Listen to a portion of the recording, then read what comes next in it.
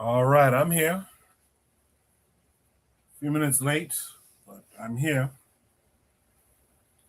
I want to shout out New York City for being bitterly cold today, man. Man, you talk about frigid. It is freezing out there. Uh, if it's cold in your neck of the woods, man, drop a one for me in the chat. If it's really cold where you are right now, that'll also let me know that you guys can, in fact, hear my voice today. Shoot Breeze episode 228, man. We're making our way through it. The matron drops a one. It's cold where she is, and she can hear me. Yeah, it's something else out here, man. I was out there for quite a bit today. Had to deal with the elements. Was not fun. You guys know the deal. But before I get to telling you what we're discussing tonight, I see the matron, and make sure you guys are tuned in. Subscribe to the matron's channel. That's our matron. She's doing her readings of selected texts, and she's having discussions. I feel like she would appreciate having more people to discuss things with. Make sure you follow her lives, attend, let her know that you're there. Even though sometimes I don't let her know that I'm there, but let her know that you're there and engage with her if you have the time to do so. Also, check out all the other shows on KWAZ Radio as well. What do we have in store tonight? Let me just get right through it. We're going to discuss who defines empire. Who defines empire? We're going to discuss that it's enough about African democracy. We're going to discuss the alt-right you haven't heard about. The alt-right you have not heard about. We're going to talk about the Epstein files today as well. I just realized something didn't come through on that. But we're going to talk about the Epstein files in relationship to wanting to take power. Let me just add, too, by the way, when you guys put up prompts, please don't put images like emojis in the prompt because they don't copy paste. Well, I just realized that with this prompt here. We're going to talk about how a Caribbean person, Black Caribbean person, is responsible for the creation of Black History Month being pushed from a week to a month. So those are the conversations we're going to have tonight. We're going to have a panelist or two that you haven't seen in a while join us tonight, so do stay tuned. What I'm going to do is start the show officially, and on the other side, I'll drop Shoot the Breeze topic number one, as well as introduce any and all of my panelists. So do stay tuned. Hit the like button, share the show. In the meantime,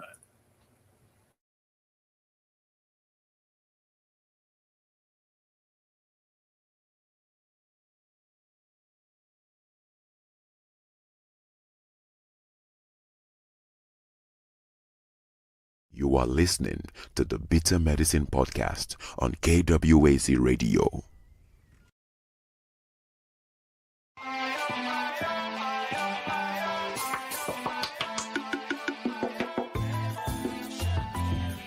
Welcome to the Bitter Medicine Podcast, where it's all about Black empowerment.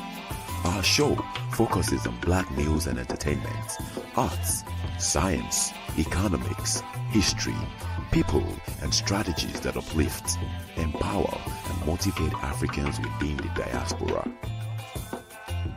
And now, your host, whose favorite color is black, Goku.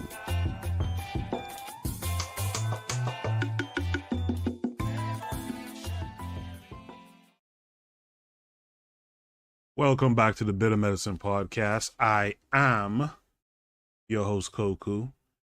Just want to remind you guys before we get the show rolling that this show is part of a podcast network called KWAZ Radio. There are other shows on the network you are invited to tune into.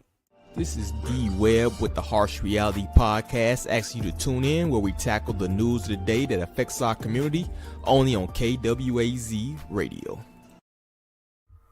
Peace, family. This is Oni, inviting you to listen to the pro-black perspective, where black problems are addressed with black solutions. Greetings, fam. Tune in to The Learning Curve with me, the revolutionary matron on KWAZ Radio. You are listening to the Bitter Medicine Podcast on KWAZ Radio. Make sure you also tune in to Brother Bakari's BBN Network. Spoke to Brother Bakari this morning, a true Gaviite. Make sure to keep up with everyone that he has contacts for. So shout out to Brother Bakari. Make sure subscribe to his network, BBN Network, and encourage him to make a return to podcasting. Also, check out the Forecast Radio. I was able to tune in to his last episode with Considerate Cheek. Also, Reverend the Bush, check her out as well. Tune into all of them, man. They all have something interesting to say. With that said, side note, I know YouTube plays a game with the numbers. Just a side, I just noticed it. When I started the show, there was like 18 people. It dropped to 6, then it went to 9, now it's 14. Just interesting how YouTube messes around with it.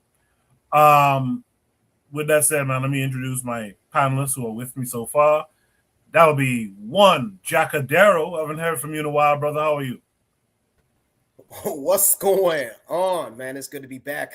Koku, what up? I'm here. I'm blessed, and it's an honor to be here. Yes, indeed. Thank you for coming through. Just a quick question, Jackadero. How's that full-time thing? Or is it full-time or is it every night, week? How's that going? So right now it's not to give out too much information, Koku, but it's about to be full-time. Right now it's just part-time, but the part-time, it makes it difficult for me to be on Saturdays. But this month we'll be starting full-time, and don't worry, I'll be back and giving you guys everything that Koku delivers when he's not able to deliver. Yeah, appreciate that, brother. We'll talk. Black Seal is with us. Black Seal, how are you this week? I'm doing great, Koku. How are you? I'm hanging in there, man. I'm doing okay. Thanks for coming through. By the way, I emailed you like yesterday or so look out for that. With that said, man, let's get right into it then.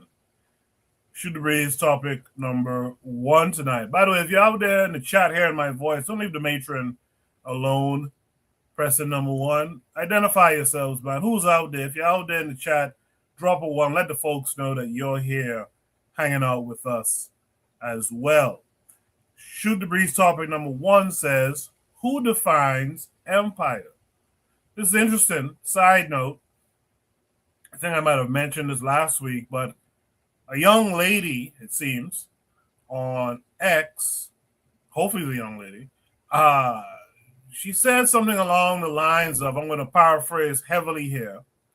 She said something along the lines of, if black folks think that we're just, I want to get this right. If the black folks think we're just going to lay up, or black folks think that she is just going to lay up and blow black men under the idea of Pan-Africanism, that she'll prefer to stay under empire. So when I saw this prompt come up, it took me back to that. Did anyone else happen to see that post on Twitter? I think I reposted it. I saw it. Yes, sir. Yes, sir. Well, just quickly, what were your thoughts on that, Black Steel? She was a feminist, and feminists believe the primary contradiction in society is between men and women. right? So she was basically saying that, black men being in control would be worse than white men being in control somehow.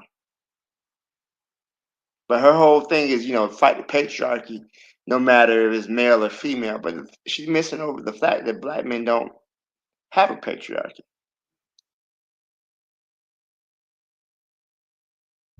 Absolutely. What's interesting, she said she would rather stay up under empire. That's so all the things she said she wouldn't do under black men, she'll gladly do under empire. That's that's cold blooded. But anyway, Trigger Happy saw it. He says, "Oh, I know the exact convo you're talking about." Shout out to Daily Affirmation by Pauline, by the way. He goes on to say, Trigger does, those feminists were slandering Lumumba on purpose. They reopened their case and lied on him. Feminists counterintelligence, in my opinion. I appreciate that. Also, shout out to Caleb on 7, who's out there in the chat with us tonight. I appreciate you. Like I said, my Shoot the Breeze topic number 1. Let me get this right. Shoot the Breeze topic number 1. Who defines empire? It came with this link. You guys can see on my screen. It's a short video. We'll play it. Oh boy, Frank Zano again. We'll play it and then we'll discuss. Africa has ever had one empire.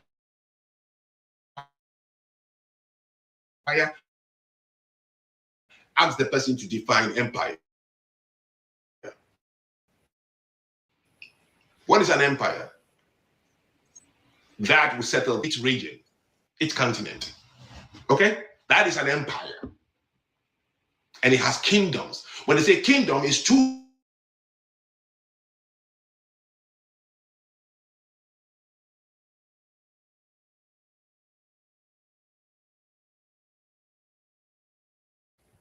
So I had to pause it. My computer did something. Strange once again. Let me reshare it because I lost audio for some reason. Let me share it again. Let me share my screen. So we'll do this again. Well, I'll try. I'll play it twice. I'll play it from where it stopped for me, and then I'll play it again one time through. Had dominion in the Middle East and had dominion in America. The French Empire had dominion in West Africa, had dominion in Asia and other places. The Dutch Empire under King Leopold had a dominion in the Congo. The king has a dominion, so it's a kingdom. So what is an empire? An empire is an establishment, administrative, of a culture, a society, but it has been able to go outside its geography and conquer the place and leave footprints, language, religion, education, lifestyle. So please, the East African Empire you're talking about, point a place outside East Africa where it left its footprints. And next time somebody said Africa has ever had one empire, ask the person to define empire. What is an empire? That will settle this for you. Why do they call them empire? An empire has to have footprints outside its region, its continent. Okay? That is an empire. And it has kingdoms. When they say kingdom, it's two words put together. The king has dominion, which means the king of the UK or the English had dominion in Africa, had dominion in Asia, had dominion in the Middle East, and had dominion in America. The French Empire had dominion in West Africa, had dominion in Asia, and other places. The Dutch Empire under King Leopold had a dominion in the Congo. The king has a dominion, so it's a kingdom. So what is an empire? An empire is an establishment, administrative, of a culture, a society, but it has been able to go outside its geography and conquer the place and leave footprints, language, religion, education, lifestyle. So please, the East African Empire you're talking about, point a place outside East Africa where it left its footprints. And next time somebody says, all right, I think we get the gist of what Frank Zanu is talking about. Let's look at a couple of comments here. Someone said, sarcastically, Minnesota doesn't count. Someone else says, I'm learning a lot from this man. He's not criticizing. He's shedding light. Someone else says, I think Africa had just powerful tribal groups, but none matured to become empire. So someone says, thank you for the education, good sir. Another person says, thanks, Zanu. For very clear and detailed information. Someone else glazes him and says, Zanu is crazy smart. So let's talk about it. What is an empire and who defines it? Before we do that, though, let's welcome in our brother Buana this week. Buana, how are you? Shout out to you, Koku. Can everybody hear me? Because this earphone I have is kind of janky. Can everyone hear me? Yeah, Loud and clear. Great. Oh, shout out to everyone. I hope everyone is safe and healthy. You know, I'm just getting it, so I'm here. Buana, did you happen to see that video that I just played? I saw this last week. And Okay. for my opinions on this is for anyone, you know, just go on AI mode on your phone. So and then type in the word empire, and it'll explain what an empire is. There is two types of empires. One empire is a contiguous empire, which you don't necessarily have to go outside of the borders of your continent. If anyone heard of this person called Genghis Khan, Genghis Khan ruled the largest empire besides the British. He is known for that. And his empire extended from the most eastern part of Asia almost into the UK. So it extended outside of his region itself. You know, so that's what so you don't have to be, you can have a contiguous empire where you don't have to go outside of the continent itself. Then you could have empires like the British, where the empire extend outside of the continent, where you find the British in India and Africa and all over the place.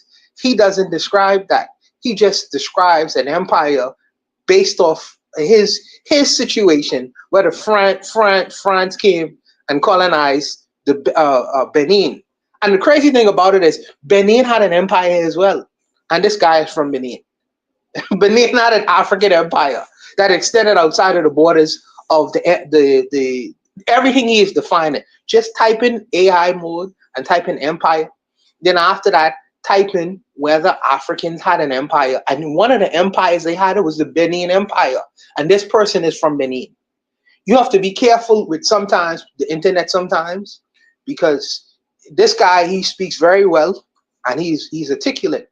But it's important that people do their own research, because there are things that he is reframing the definition of what empire is, or he is not detailed in explaining what an empire is. And when you don't do that, you would think only Europeans had empires and Africans did not. When that is just not true. It's not true. So you have to be careful with the internet. This brother I think he is a journalist. You know, I don't know what his background, I think it's in journalism. You know, but he is speaking as an authority on what empires are. And he seems to be articulate until you do your research to find out it's just partly not true. One of the largest empires that's ever, you know, came around was the Mongol Empire, run by Genghis Khan, and he had a dynasty of people. He almost took over the whole of Europe, and it was still on the continent of Europe itself, or Asia itself, because Asia is connected to Europe and all these other parts. But how this guy reframes, he said, well, you have to be outside. It's just ridiculous. And I would just tell the people, just do your research. But I'm going to take a break for 5 minutes. Coco, I'll be back. Yeah, yes, sir. Do your thing. I appreciate how you set that up. Jacadero, what say you? He's talking about the East. He's talking about East Africa. Interestingly enough, what are your thoughts on what Frank Zanu had to say? This guy, man, I've been seeing this guy all through third quarter, fourth quarter 2025, and then now in 2026, it seems like the internet cannot let go of him. He's had controversial takes from what I've seen. I don't know where to start with this guy. He seems like he wants to just be a contrarian, just to be a contrarian, because he knows that gets views. I wouldn't be surprised if he has a whole entire management that's pushing him. And okay, that's fine. All right, so who defines an empire? And his question of has Africa ever had an empire, especially existing outside of the continent of Africa? If I can share my screen here, let's take a look. Give me a moment. And let's see what is an empire? And it's a large-scale political system or state that exerts dominant and often coercive control over diverse, independent, and peripheral territories and peoples. All right, cool. So we can go to my first example to answer his question is here in the United States, and it is the Otunji African village in South Carolina. This is a Yoruba empire that exists in the United States. It still exists. You guys can still visit it. It's near Seabrook, South Carolina is what I'm saying. I've had a personal friend go and visit, send back photos and videos of this village. So, that's just one example. The other example is somebody already said it in the chat, but Minnesota, they say that. I think they say this more as an insult and to be antagonistic towards the Somali community of Minnesota, but the flag, the modern flag of the Minnesota state flag, there was pushback when it was first revealed because it resembled a lot of not the Somali national flag, but Somali has states within their country, and one of their Somali state flags resembles almost identically to the modern Minnesota state flag. So the second example might not serve its purpose to answer his question, but the first one, if he wants to talk about empires, the Yoruba tribe has itself a large empire that still exists today, and it still has a place in the United States that, again, you can go and visit. I'm not sure on where this guy is coming from. The stuff that I've heard him say in the past, it just sounds like he has an issue. And it sounds like he has an issue with being African. I would be willing to go as far and say it maybe, just maybe, this guy had such a hard time getting citizenship. I don't know if he lives in America or lives in the UK, but it just sounds like with his Benin passport, it gave him so much of a headache to try to get inside these countries, try to get a visa. And so he's blamed it on just being African. And so now the rest of us have to suffer. I think they say, woe is me. He is the personification of woe is me. The things that I've seen from him, and if I had a chance to talk to him, I'd just be like, what's up, man? Just because your visa was denied for applications on all these different Western countries, that doesn't mean that you need to hate where you come from. You can't take that back. You can't take back your parents' meeting and your dad, bending over your mom in that 1987 Pigot and having you. That's not our fault.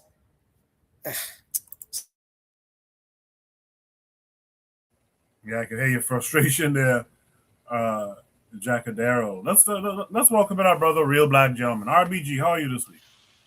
I'm doing good. I'm doing good. I came in. I didn't see the whole video, but I know a little bit about the Zenu dude. Empire. I mean, there's Mali Empire. Egypt was an empire. I mean, empire is a state of when it's something. If we're going to say empire, to me, when I think about a term that I'm uncertain of, I think about terms that are related to the term. If something is empirical, it's basically it's a fact, like that's self-evident, right? It's It's a certain state of being that persists.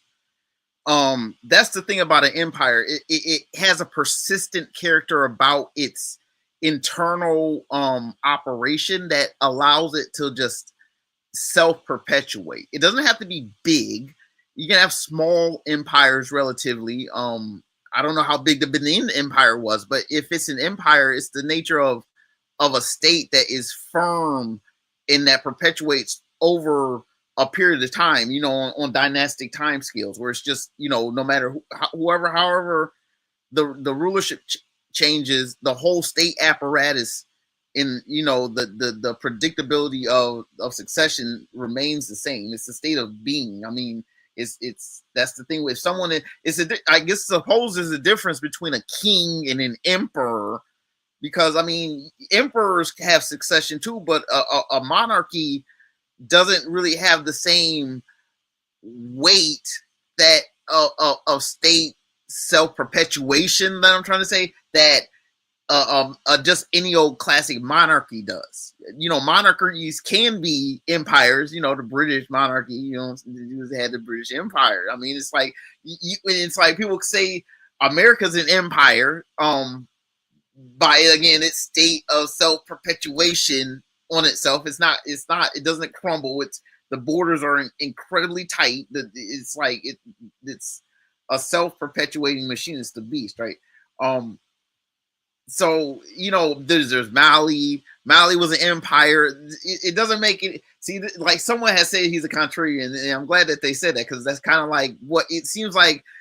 He'll make something very simple, and then he'll go out of his way to to try to make a point, to try to add on to, his whole diction is, well, you see, and if you pay attention, he does a lot of, his whole cadence and voice seems a lot like he's trying to draw attention to something else besides, what it's an empire. There's countries, there's nations, you know what I'm saying, there's little states, there's, you know what I'm saying, and there's, you know what I'm saying, empires, you know what I'm saying, it's different, you know what I'm saying. It's not that hard if you understand what empire and empiricism and what's empirical, and it's a state of being that persists. That's all. It's real simple. Appreciate that, RBG. In the chat, couple of comments happen here. Trick Happy says, whatever definition we set about something tells us exactly the orientation we have succumbed to. It's exactly why we have to reorient that training, and especially in our language. He goes on to say the fault lines of this debate of what empire is definitely is an issue of language too. In African languages, we may have something different compared to the definition of empire in English. He says, ultimately, ZANU just wants to deliberately belittle African history and African power.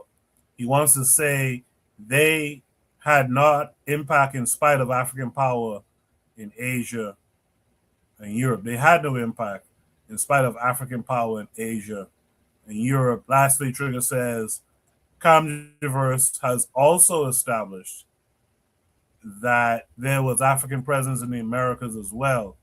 ZANU is just a worse soil. KW Don 7 says Frank ZANU is problematic at best. Shout out to Brother Bakari, who's out in the chat, says peace and Black African power, Black African family. Shout out to Brother Bakari. Trigger says here, ultimately, if Black people had presence in all continents, I guess, empire building will always involve Black people in all continents and regions as well, not limited to just Africa, but originating from Africa. So good comments in the chat, guys. Keep the comments rolling. I will highlight them here on the screen. Why can't I find the original prompt? That's interesting. But with that said, man, Black Steel, what say you? Who defines empire? And do you agree with what Buana defined as the definitions of empire, Black Steel? Well, I more or less agree with what Buana is saying, and everybody else has said. This ZANU dude, every time I hear him talk, he's really coming across as counterintelligence to me. Because first of all, who gave him a microphone? Who gave him a platform? I mean, I don't recall hearing about this person. He shows up one day and he starts giving these definitive definitions and then wants to show up and show how black people are somehow not meeting his standard. Like, for example, when he defined empire, right? He added something on there that's not on the definition of empire. He added across continents, right? Like, in order to be an empire, you got to be on more than one continent. First of all, who defines a continent? First of all. Second of all, who said that? Because when I look at the definition of empire, I got, everybody has a computer in their hand nowadays. You can just look it up. It said an extensive group of states or countries under a single supreme authority, especially, so there's nothing about it has to be a global empire. Empires can be regional. I want to mention the empire of the Mongols. But even one of the largest empires in the Americas, the Inca were located in the Andes Mountains of South America. So by his definition of empire, right, he just excluded every non-white group of people, as if the Europeans have it best, and they've created it, they defined it. So we have to go by their definitions of things, and even by their definition, even if you were to take the European definition of things, African empires were existed. He mentioned, real black gentleman mentioned Kemet, right? Kemet was probably one of the first global empires. They controlled most of North Africa, all the way into the Levant. So what are we talking about here? This guy is just running his mouth. But who is he? I believe personally, this man is set up to be some sort of counterintelligence agent.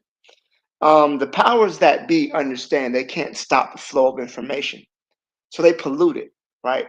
So now they have you questioning what's real and what's not real, what's true and what's not true.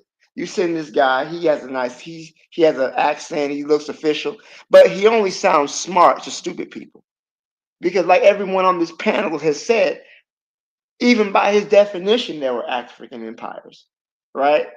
But who is he to define empire? He pulled a definition out of his ass, and now he's measuring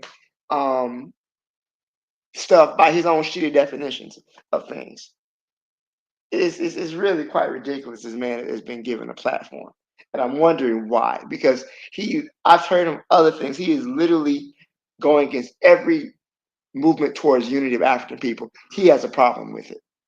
He has a problem with it. He attacks our history. He attacks our organization. I don't know what else he could be considered other than an agent and a counterintelligence officer. I'm telling you, it's because his visa was rejected for whatever country that he's got citizenship in now. Funny enough, I was talking to Brother Bakari. I think it was earlier today.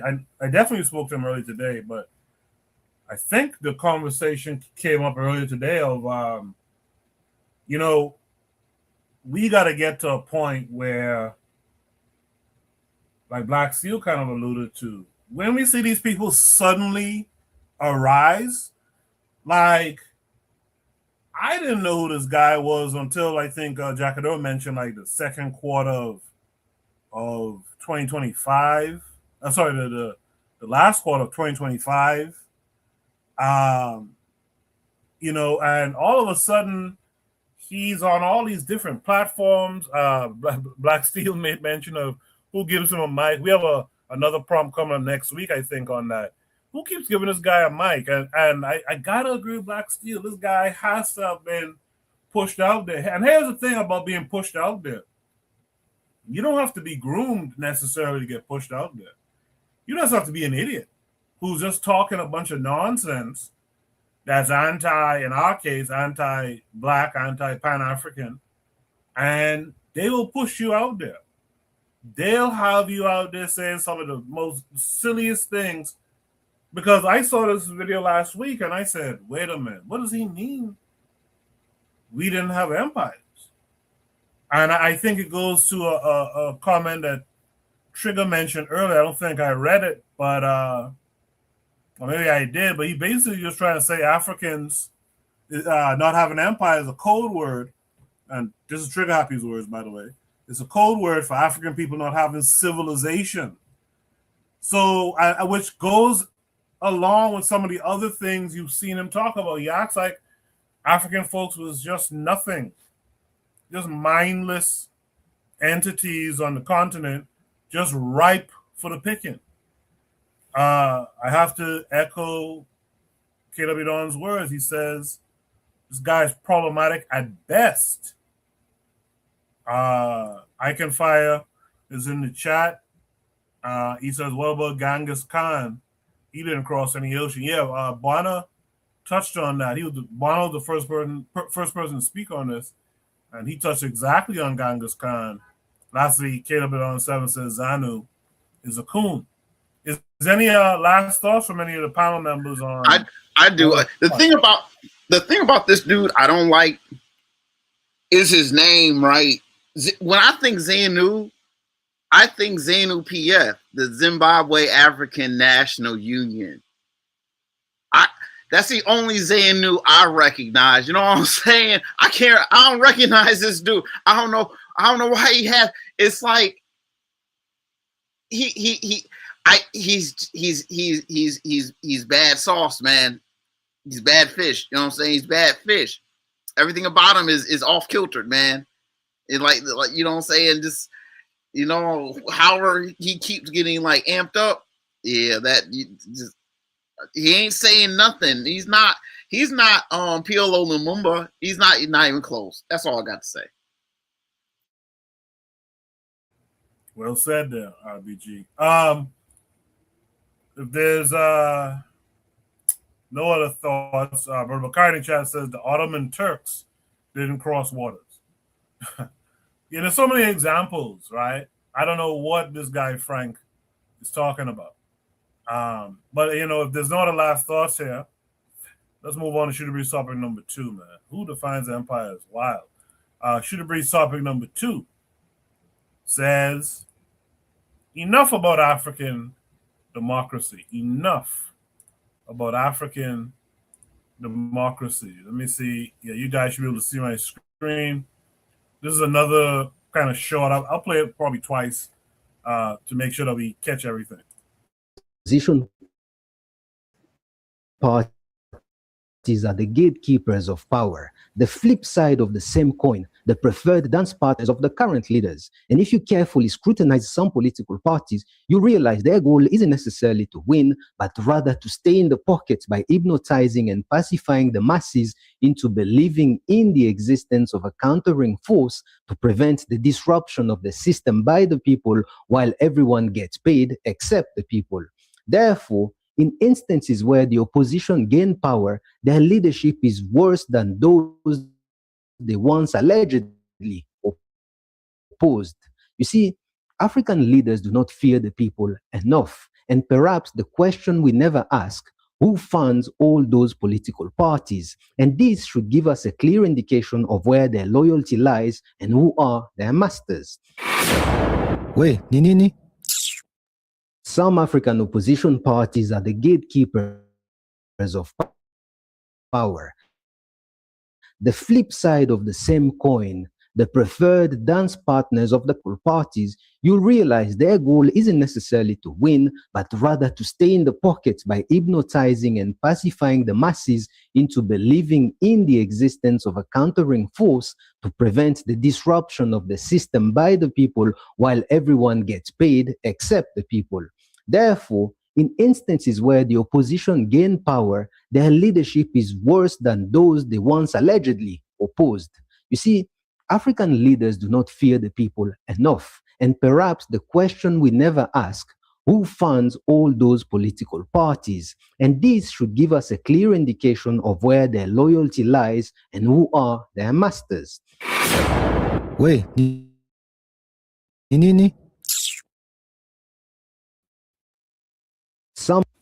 I saw a tweet, I think it was today or yesterday. I forgot where on the continent, but maybe it was Ghana. I can't remember. But someone went to like a politician. A reporter went to a politician and said, hey, man, I hear you guys are just buying votes. And the politician was a female. She said, listen, that's a part of the game. You buy votes. If so and such over there ain't buying votes, then that's on them. And it made me really think about the whole thing of who's really funding these politicians. You know, that's a kind of a long running question. Who's funding these people? And you know, when you go to study it, it's not our people funding them. So therefore, their loyalties are not with us. Not only that, they don't fear us. I was thinking about that in terms of like my own little country. I would hate for it to get to, you know, to the worst extent, but I feel like sometimes in these small little countries and stuff like that, sometimes you need to go and route these folks out. You've had this basically a two-party system going back and forth in leadership. And this is not just in my little country. This is all across the Caribbean and Africa. Two-party system, taking turns, right? Making their money, filling their pockets. Meanwhile, ain't nothing going on new and enterprising for the people. And the people is just kind of sitting around hoping that when the next guy gets his turn, he'll do something more. It's like, nah, at some point, we have to we're going to have to get on that mindset of, no, we'll go in there and snatch you up out of this seat of power and make things happen, you know, for us, which is also why, by the way, you know, when we talk about African-centered education, you don't find it strange. I mean, I used to find it strange that in all these African nations, and by the way, I'm including places like the Caribbean, no one has officially really adopted like an African set. It's because they're following the European model of keep people dumb. To keep people dumb, they'll just follow orders. They'll just follow rhetoric. They won't push back. They won't fight back. They won't take things into their own hands.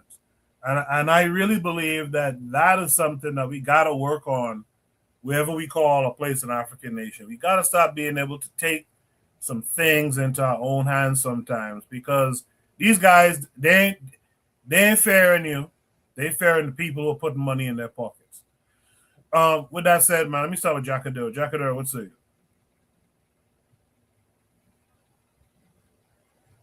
Yeah, so, you know, enough about African democracy. This is a touchy subject for a lot of us that have either grown up on the continent or still have direct family members like siblings or parents still back on the continent, and seeing exactly on how much their livelihood is reflective upon, or how politics reflects upon their livelihood. You know, the government in power in your country, in your city, in your state, in your jurisdiction, it can mean the difference into you surviving your taxi business, your cleaning business, your apartment business. You know, so for instance, real estate, you know, you could have it made where your grandfather handed down an apartment building, and all you're doing is maintaining accommodation for your tenants. But then the next minister of parliament can come in and decide, hey, that area needs to be demolished because we're building, I don't know, I mean, a new mall. And then that's it. You know, what are you going to do? I say all that to say, you know, it reminds me of a talking point that has came up in the last like 3 years among, I don't like to address these guys because they don't deserve my breath. I want to say this again. These guys do not deserve my breath or energy, but you guys will get it today. And that's the FBA, the Foundational Black Americans. Yes, you guys have your own ethnicity. Okay, that's cool. That's awesome. Cool. But where you guys are wrong is saying, how come these Black immigrants don't go back to their country and take over? You know, hey, you have bad governance. Well, go and fix that. What do you think has been happening? What? And maybe some FBAs don't watch the global news and don't see like, hey, there are coup attempts happening damn near every month on the continent. Yeah, in the Caribbean, you name it. You look at, I think I saw on the news, Trinidad and Tobago is being looked at poorly by Grenada's, I believe the current prime minister is Dickon Mitchell, because Trinidad and Tobago has agreed to have the United States use one of their airports as a launching pad to execute imperialism against Venezuela. Yeah, that's right. Hit it. To use to use Trinidad and Tobago's one of their airports as a launching pad for fighter jets against for imperialism against anybody that sees anything wrong with them taking over Venezuelan oil tankers and offshore oil refineries. I say that to say this democracy thing, it hasn't worked. Most African countries have gotten their independence since the 1960s, 1970, either 1960s or 1970s. Since then, especially in West Africa, they call it now the coast of coups. They call especially the ECOWAS countries, the coast of coups for a reason. People are sick and tired. Like, how is it that we continue to elect, but yet it feels like my vote didn't mean anything because the business that my grandfather gave me or the business that I just started, it's not bringing me out of poverty. In fact, I'm neck and neck with the poverty line, but yet I own my own business. I own a taxi. I own cleaning. I have real estate. How does this make any sense? For those, I know this is kind of, I'm kind of going on a tangent here about FBAs, but when I hear FBAs talk on the internet and say, why don't you go back and fix your countries? That's what people are doing. That's what people are doing. Coups are happening. Coups are just happening just because people are bored, just because people are waking up and saying, man, instead of smoking hookah and drinking Jack Daniels or Jameson or Johnny Walker Black today, I think I'm gonna go ahead and try to run a coup on this government, man. I'm talking about because I'm just kind of bored, man. I'm talking about, like, Keisha down the street. Yeah, she ain't it's cool. It's cool, trying to talk to her every day. But today, I think I want to go ahead and try to run into this parliament building. No, people have seen repeated behaviors of ignorance. I mean, I can go on and on. I don't want to take much more of my time, but this democracy, it's not only just enough, it hasn't worked. It hasn't worked. Koku has a saying during his commercial breaks: African solutions for African problems. Democracy is not an African solution. Point blank, period. Absolutely. With that said, man, let's hear from Black Steel. Black Steel would say, is the problem really democracy or just bad governance, right? And what other solutions would the person be offering, right? I don't think that democracy is inherently a bad situation, whether it's Africa or not. What is democracy? Democracy is defined as rule by the people, right? The people who are ruled should have a voice in their government, right? I don't see the problem with that. So it seems as if he's complaining more about bad governance. That could be under any system, whether it be an African system or any other system. If you have politicians that are not representing the will of the people, then that's the problem. I think sometimes we sort of caught up in words. Yes, the word democracy is a Greek word, first practiced in Athens and back in the day, but the concept of rulership by the people, that is not a European concept. That people should have a voice in their government is not a European concept. So I just really feel as though this issue is more of corruption rather than the system itself. I don't believe you should throw the baby out with the bathwater. so to speak. Are there some good things you can take from democracy? Absolutely. But it requires an educated populace. Number one, you need people to be educated. And that's one of the key, that's how you make a democracy work. If people are educated and they're knowledgeable about the rights. So I only say that to say I think maybe his issue should be with maybe fixing the problems within their government, not the entire system of democracy just not working. What is he supposing to go back to a monarchy? What other government system is he recommending? Is there a system he recommends that people don't have a voice in their government? That people don't have a chance to shape the laws and that they have to live under? I don't like that. I don't like that. I think that leads to more oppression of the people, which is exactly what we don't need. So that's just my thoughts. I'll leave it there. Thank you. Black Steel, I'll just add this. Of course. I'll just add this. I think the issue, and Trigger's dropping some gems in the chat.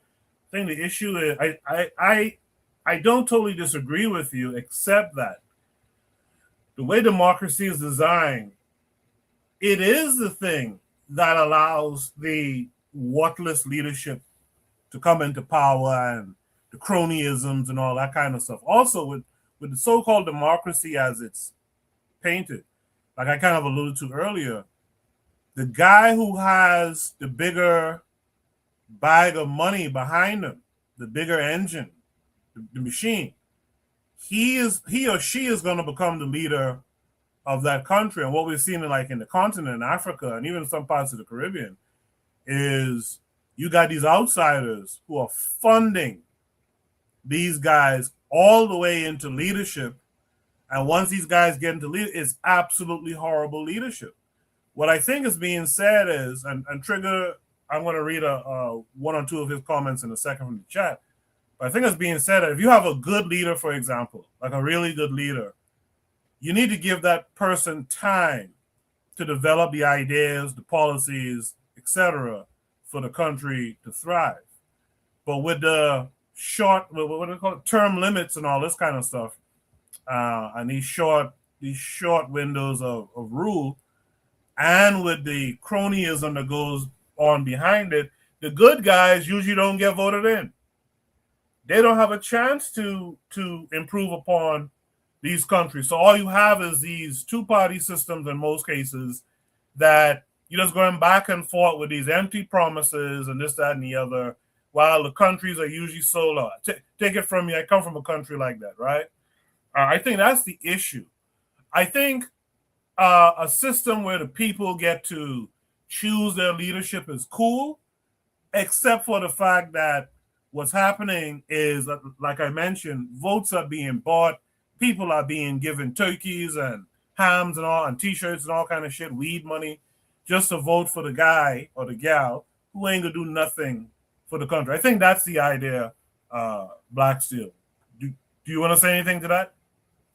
No, I can definitely agree with that. I mean, it just speaks to a larger issue that votes can be bought, instead of. And the thing is, are the people fully organized within that country to take advantage of that system? And it sounds like the only ones organized are the politicians, and the people can't really enforce their will on the politicians, which is a clear example of corruption. Yeah, absolutely. That's what I was saying. Sometimes we got to get to that point, like Traore and them, to put it bluntly. Sometimes you got to go in there and drag these motherfuckers up out of there, Let's hear from Real Black Gentleman, RBG. What say you?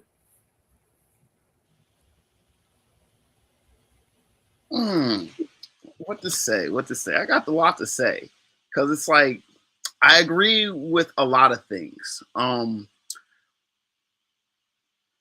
Initially, if you do have a corrupt leadership that is talking out the side of its neck and is basically saying one thing and doing something else, we have the people. I mean, depending on the population size of the country, I mean, it could be, you know what I'm saying, millions, tens of millions, hundreds of millions, and So it's like the people is a very subjective thing.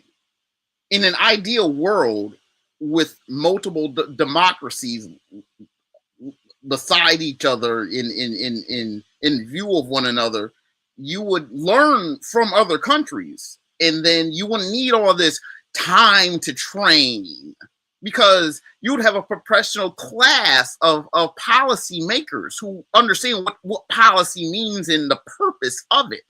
You don't need anyone can make policy. I mean, it's not something that, you have to have information and things like that. And I think that it has to do with having an informed population. In order to do that, you can't necessarily have so much entertainment. The thing is, in a lot of countries, is that they'll do both. They'll give you all the information that you need to actually, like, make a decision amongst yourself to the best of your ability. And in an ideal situation, you know what I'm saying, we're just like, 10 people voting. And it's like, is it going to be, how many people it's going to be? Once you have the multiplication factor, it does get tricky. Now, the buying of votes, the bribing of soliciting of votes. I don't know if that hasn't been going on since the beginning of times, since the beginning of democracy. You know what I'm saying? To be honest, it'll always be like, look, I know that you want to vote this way, but look, let me give you these goats. You know what I'm saying? And like, dude, like, if you just give me these goats for this one vote, so that, because, like, like, we trying to do this, I know that you want it the other way, but let me give you these goats as consolation. It becomes a consolation prize in effect. You know what I'm saying? It's wicked, and it's like, in modern context, you can take the free turkey and then vote for the opposition in any case, right? But it's just the fact that the facts aren't really out there. And in this modern age of information, there's no excuse for, like, having shit out in quadruplicate to each citizen just as a public expense. It's like the post office in America. They're gonna privatize that. The whole purpose is to make sure that everyone in this country has access to a form of mail, which was, the modern media back in that day, right? So it's like it's things. It's like, again, corruption's corruption. Politicians that, hell, George Washington was the whole general. It is what it is. It is what it is. He was the whole general, could have stayed forever and ever and ever. But for whatever it's worth, them white folks and they biases, they had an organized system, even if it was amongst themselves. You know what I'm saying? If black people just had, the whole thing about two-party systems is that if you're gonna do that, we'll do it. But just make sure that, you know what I'm saying, you got paper, you got mail. You know what I'm saying? You organize people, have mailboxes, little things like that can be done. Civics is a motherfucker if you just organize the people by 1, 2, 3, 4, 5, addresses, mailboxes. These are little things, people might overlook, but you got to be able to organize your people to put things to order. You just can't be wherever you are down the street. And it's like the third house is that White House. That can't be your address. It just don't work like that. It's things that I'm sure, and a lot of things, it's like things that come full circle. Just like I said, I have a lot to say because, again, I want to say that it's the whole military aspect. At some point, if it is a people's army, and even people in the military, just inherent soldiers, again, you know what I'm saying? You're a soldier, you're a whole person, right? And if you do engage in a coup, that doesn't take away your personality, your whole personhood, your whole sense of civic, even though you're a whole soldier. You know what I'm saying? That doesn't, you know what I'm saying? You can civic and be militant and be martial at the same time. I don't, you know what I'm saying? I don't buy it. I'm not buying it. There is corruption, and it goes back to, probably France and them paying. You know what I'm saying? They paying people, and then that's where it's funny how they'll have money. Again, you have money for the elections, the whole big party, and then after the election, nothing happens. Naturally, it should be the opposite way, where it's just like the election is the most somber thing in the world, and it's just done with the most basic of precepts, pen and paper, you know what I'm saying, in a box with everyone's eyes on that.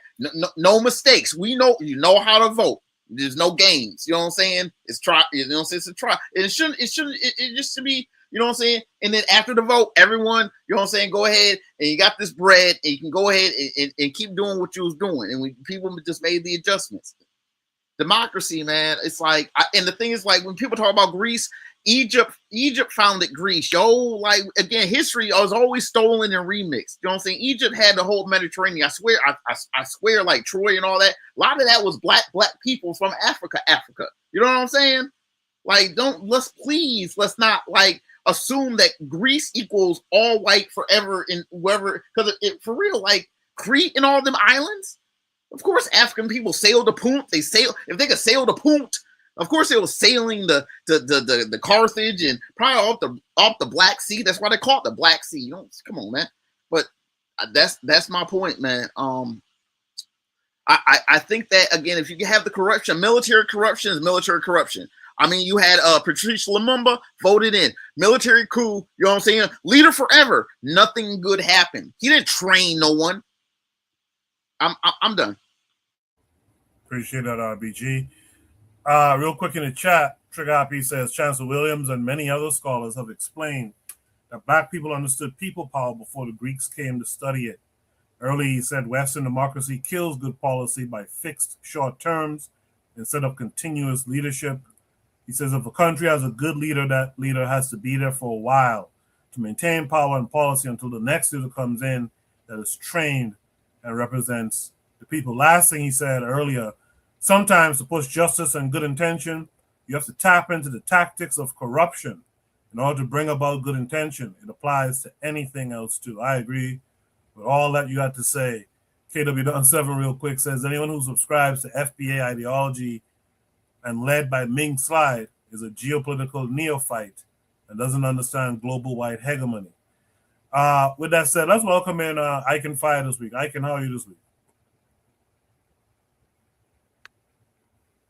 Hello, my people. Respect to you, Kwashi, Kweko. In Jamaica, we have a name, Kwashi. Yeah.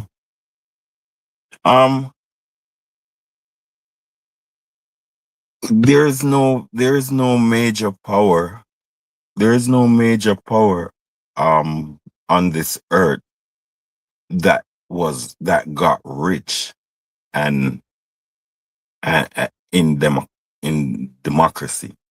There's no major power that got rich. Now we know they're rich and they are in a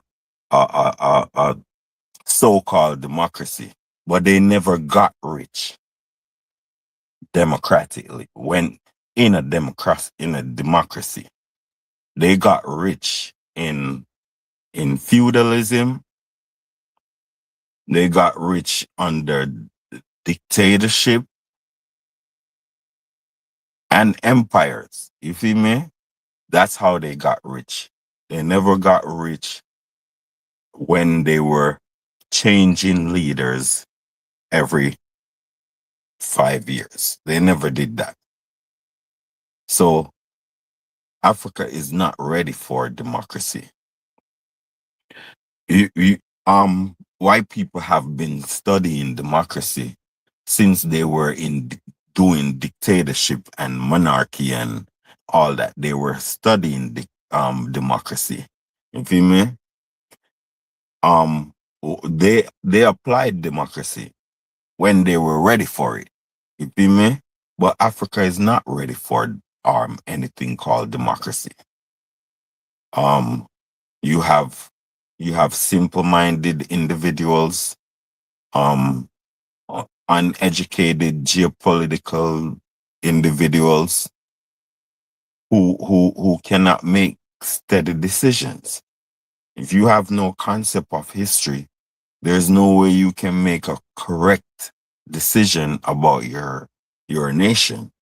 You feel me? So I think Africa needs a dictatorship. Africa needs military rule. You feel me? I actually think that every boy in Africa should be immersed in military training as soon as he get to 17.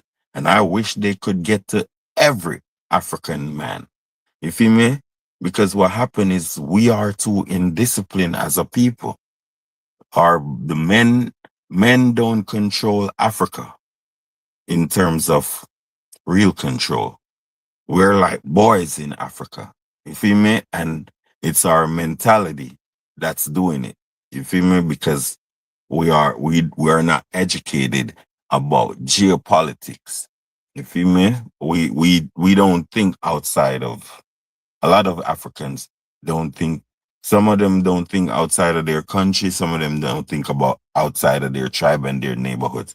That's how they think. So they don't understand most of them don't understand geopolitics, and you're not going. Look how many. Look how long they've been under um um the democracy, and all they're doing is rise and fall, rise and fall, rise and fall. You feel me? As I said, as the dude said, 5 years is, if you have a good leader, 5 years is not good enough. You feel me? And then it's hard to get someone in this uneducated geopolitical world. It's hard to get someone to replace people like that. You feel me? I personally think that you should be an engineer or some type of engineer to be in politics. You're not supposed to be someone that don't have no paperwork about, in terms of, you don't have no paperwork about your trade. You don't have no trade. You're not certified for anything in terms of building anything. Well, why are you in politics? You feel me? Yeah, I don't think you belong in politics, because you taking a place where it's a place for someone who supposed to build. You feel me? And so if you are not, if you don't have that mind, you're gonna take building simple. So you need somebody strategic. I love the Sahel. You feel me? I personally think the Sahel needs to take things, since Mali is the second largest military apparatus in West Africa right now. I think they're the first, because there's no way Nigeria could be on top and have some dirty foot terrorists giving them trouble, killing their soldiers left and right. And you say you have the biggest military in West Africa, and America have to come and save you. You're begging America to come save. So I have doubts as to who is the biggest military. But what the Sahel needs to do is, America is in France is going into Ghana to trick them, saying they're looking after mining, illegal mining. What's his name going into Nigeria to trick them to say they're hunting terrorists, but all they want to do is attack the Sahel. My solution to that is, you have to do a confusion routine. They have to enter the coastline in order to get you. So they have to pass through countries. So I think that the Sahel needs to target a lot of countries and unstable them. Like Cameroon, I think Cameroon, Benin, and Cote d'Ivoire and Sierra Leone should be targets for the AES right now, in terms of, you should look for when they are in session in the parliaments, and drop a big one in the parliament, hoping that the president is there. In Benin, Cote d'Ivoire especially, and Sierra Leone. Sierra Leone, the reason is he has pure crackheads in his country, and be going after the Sahel. That's Madabia. Don't like him. You feel me?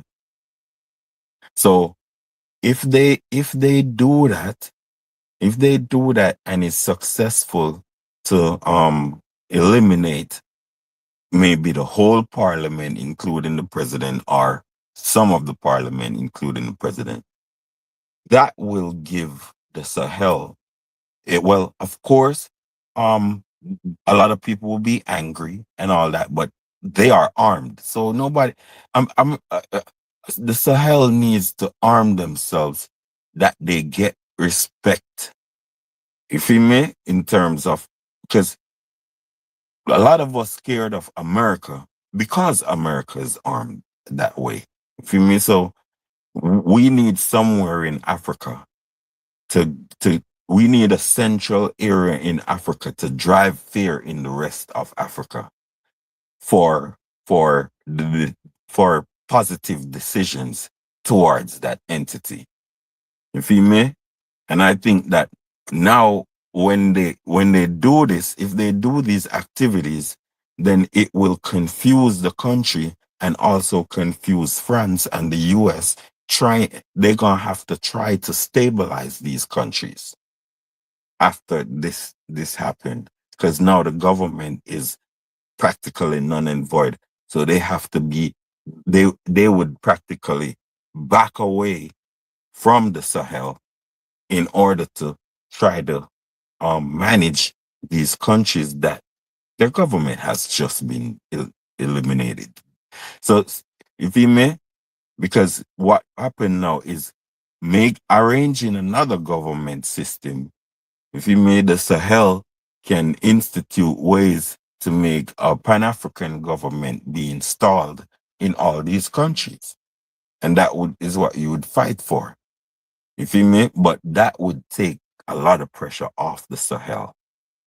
I think that's the only way to take certain pressure off the Sahel at this point. Go ahead, my people. And thank you for that, Icon. One thing Icon said there, that I've had this thought in recent years too. I've never spoken about it because I said I wanted to look into it some more. But like personally, like in the Caribbean, and I don't mean no offense to any of our brothers here, but I think it's enough with the lawyers as political leaders in those countries. I really do think it's time for most definitely, yes. Yeah, it's enough with the lawyers now. I think it's time now for, like Icon alluded to, it's time for the builders now. It's time for the engineers, things of that. Mechanical engineer, construction engineer for president. Yeah, I think I think it's something to that. I think it's something to that. But let me go to Buana next. Buana, what are your thoughts on all of it? Yeah, so listening to Icon, I agree with 95% of the things he said. And the 5%, I'll get to that. But for me, I am anti-democratic. You know, the whole idea of one man, one vote is a ridiculous idea. Really, because of the same reasons that Icon Fire explained. It's no way. See, I used to live in London, this brother tell me, say, Buana, the masses are asses. The masses are asses. It's no way when you have a well-informed person who understand the state of affairs in this country, right? He get one vote to elect a leader. So he gonna think in his brain, and he can say, what is the best for my leader for my country? But in the same respect, the man who's drink rum, red stripe, and drink rum every day, he have the same vote. Just as the well-informed person. And unfortunately, in a society, some of these societies, in particular the Caribbean, we outnumbered. The uninformed man, the man who easily manipulated, you know, he have the larger numbers. Idiots are more. Idiots are more in the Caribbean. So they got elect a leader based on feeling and sentiment. all money, by the way, all money, because they get bribed. Do you know they get bribed? They get bribed with weed. As Coco was saying, they get bribed with food, turkey. Let me fix your house. So in that scenario, you can end up with a ridiculous leader. It's the same way in the United States, where In Africa, it's a I bag of listen rice. sometimes. I listen sometimes to this guy named Parker Gets a Job, and he is debate with the MAGA people. And when you listen to them, I say, oh my goodness, I didn't know the United States people were so uninformed. I say, no wonder why they select a PDF felon for their president. No wonder, because they don't know what's Hold going on. on. You know, most Americans don't know geography. Like they don't know like the Caribbean and all that. They don't Some know the things I didn't know, island. Icon. Some things I didn't know. I think Black Steel been helping me in telling me, Black Steel say that the American public is the most propagandized people. I wasn't aware of that. I thought it was the most informed, very personally. But let me say this though. Like, this is one of the reasons why I am completely anti-democratic, because I feel when the British, what happened is the British Empire, when they was controlling these areas, and then the black people gained so-called independence, quote unquote independence. The British is a wicked country. They ain't gonna just leave your country full sail. They gonna leave a poison pill in your country. And the Yeah. poison pill they left in terms of how to run the country was the so-called democracy. Yeah, I mean, that's the poison pill. So the people will argue forever without getting anything done. But look, Done. Now in the country right now, we hold have on, Ike, let me finish this.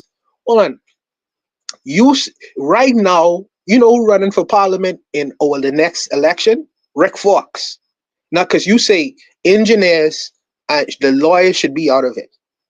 And the issue I have with that is Rick Fox, who is a multi-millionaire now, he trying to run for office in the Bahamas. I don't even know if Rick Fox ever spent 1 year consistently in the Bahamas. He don't really know the needs of the people, but he won power, and just off of the fact that he have couple $1 million, and people know he is the bag, he'll get in office. Now, how is it this man have the idea to run and govern a society or create laws that are going to be beneficial for people? That don't make no sense. You know what I mean? He have no reason to be there, bro. But because he have money, he could get elected. He's a basketball player. Hold on, boy. I've heard everybody saying this, but first of all, if you don't want democracy, then what's the alternative? Number one, I would say this. And this is the reason why I disagree with Icon, because Icon see the dictatorship. And I know he made a benevolent dictatorship, a nice person. I would say this. Of course, yeah, but of course. Where I disagree with that is, I don't like that dictatorship. Yes, I don't like the idea of one man. I would rather a group of elders, people who live in the country, people who have a vision for the country, people who say, we want this country to grow in a particular way. We have invested in this country. We have worked in this country, and we want to see certain things take effect for our children and grandchildren. So it can't just be one man. I don't like the idea of one man. And they will vote. They will vote. Let me finish. Let me finish. They'll vote. They'll vote in terms. They'll vote in terms of policy and what they want for the, and all of them have the equal amount of power, not no one man. And what Black Steel is describing when he say the people, right? I know what he means. He's talking about a well-informed group of people who understand the affairs of the country, who understand their rights in the country, and who understand their obligations in the country. We don't live in that world.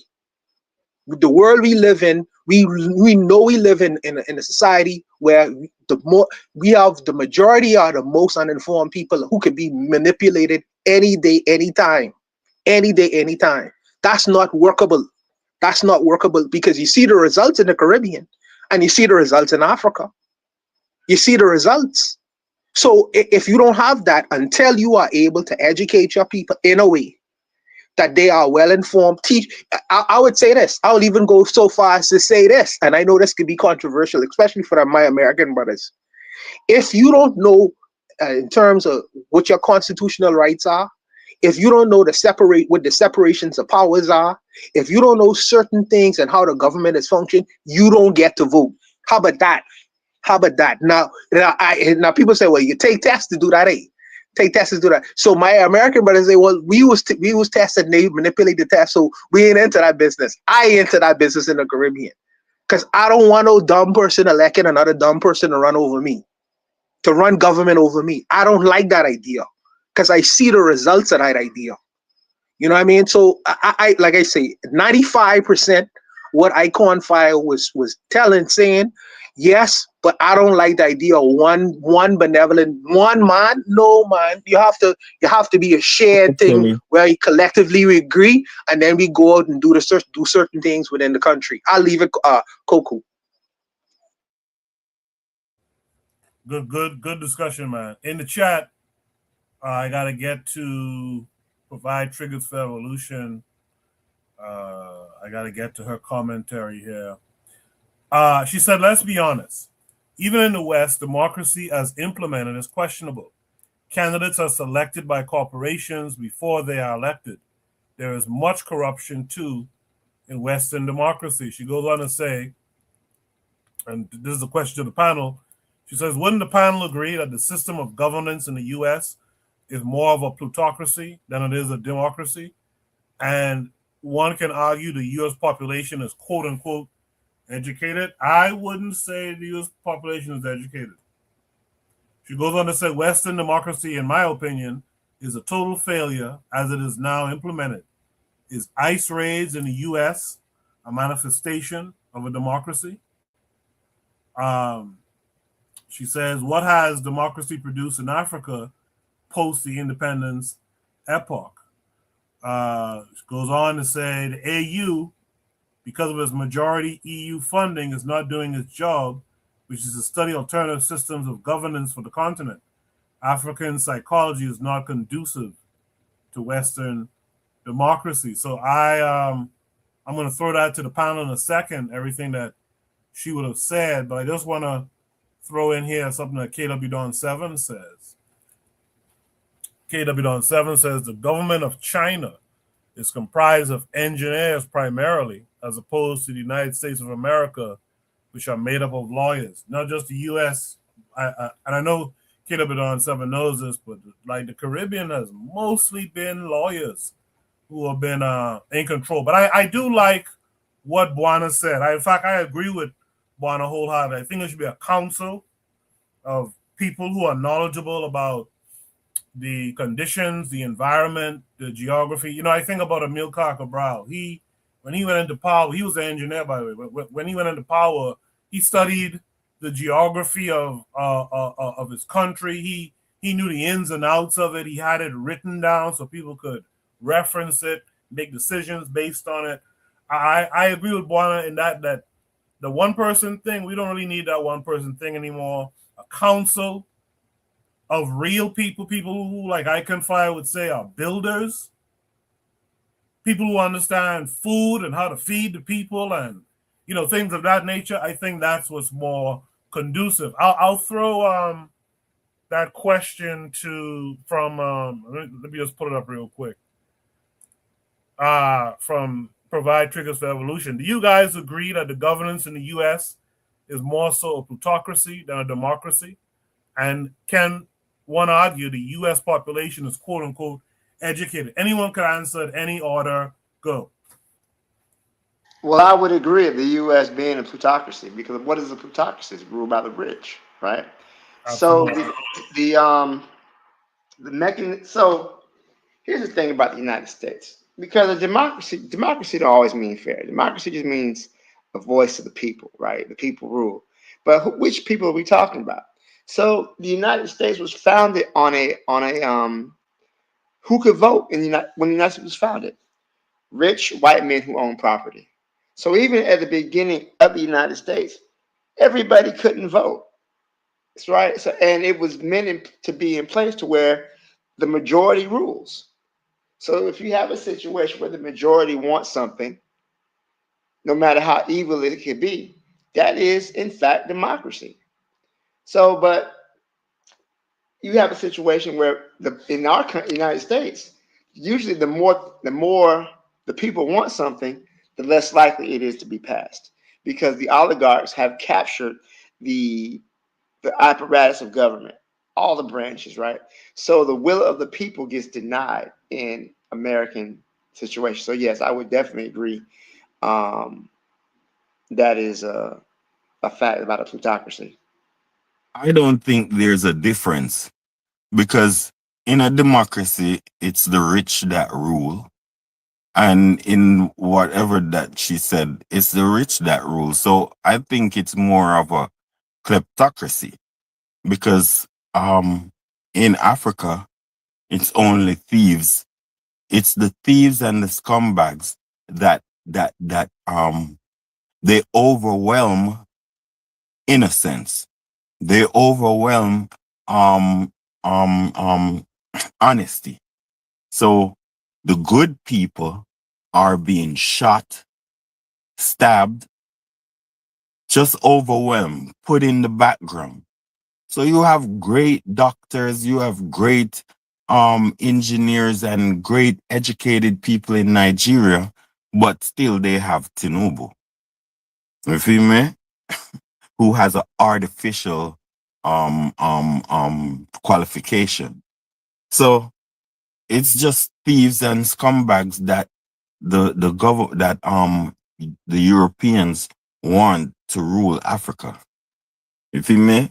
The democracy, it's not going to work for Africa because of too much external information in because of money.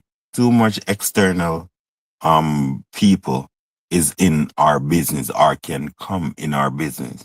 You can see we're still colonized because they can send orders. They can send orders through news. They can send orders through all type of routes. They send in orders. You see how they come into the Sahel. It's because they are colonizers and they are losing the grip that they have in their colonization status in the Sahel. So what they're doing is trying to maintain it. That's why they're coming back so much.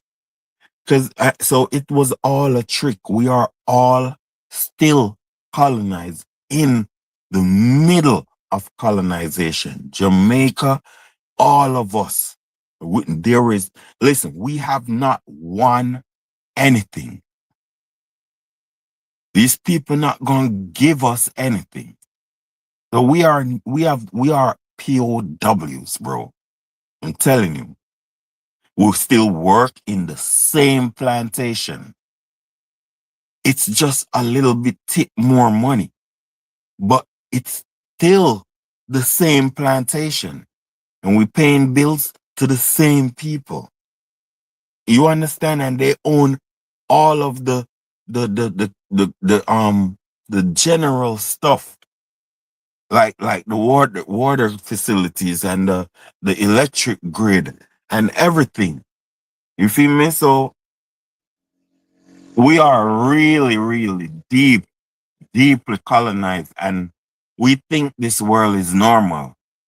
You feel me? But that's why they gave us democracy, because they want to trick us to make us think that we have rule, but we don't.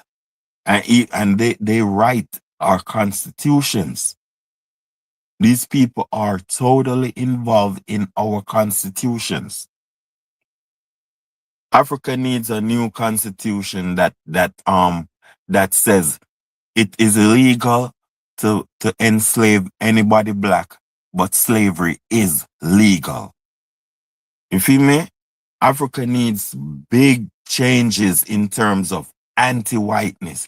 If Africa don't become anti-white, we're done for, or anti-Arab. We're done for. Because there's no way we gonna cohabitate with these people unless we conquer them. We have not won anything, and that's what's going on. It's evident, it's evidential to us that we are under these people, and they still have leverage over us. We don't have politics. We have dictatorship, and it's European dictatorship. You feel me? We are not capitalists. We are philanthropists. Africa is a philanthropist country. You feel me? Forceful philanthropism. That's what Africa is. They are being forced to be philanthropists. You feel me?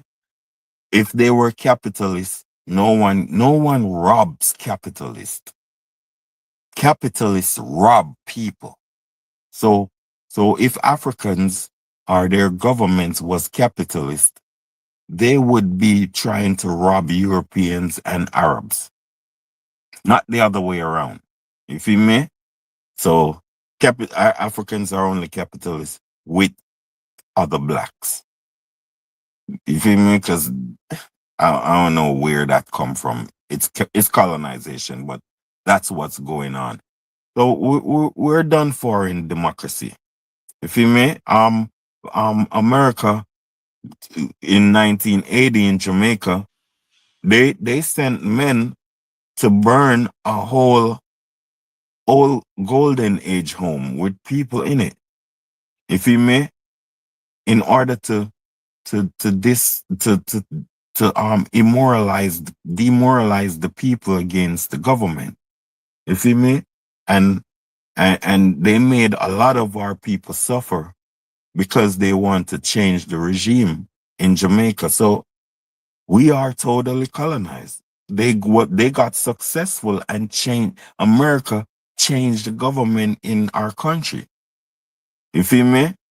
So we have big problems, and we don't have a choice, because that's what is going on in the Sahel, where they are trying to force them, telling Mali, oh, you have to stop talking to Russia, and you have to make us give you military support. If you that type of rude behavior, that's what they're giving to us. So and they're not scared. So we need to prepare for war. I tell Africans, y'all trying to live in peace and live in harmony now. Bitch, you ain't, sorry. You're not going to live in no peace. We need to prepare for war. All of Africa need to prepare for goddamn war. You see me? War. We need to Africans are not serious. Nobody outside of black people should be comfortable in Africa right now. Nobody. That's my last statement. If you miss my people, bless. In the chat, Provide Trigger says, on Democracy Now!, a recent interviewee noted that every U.S. embassy in Africa has CIA assets impacting all African elections. Let's not fool ourselves with the notion of African sovereignty. Trigger Happy adds U.S. embassy and bases. But Bakari says, I agree with ICAM. That has to be a first. I gotta give that some juice.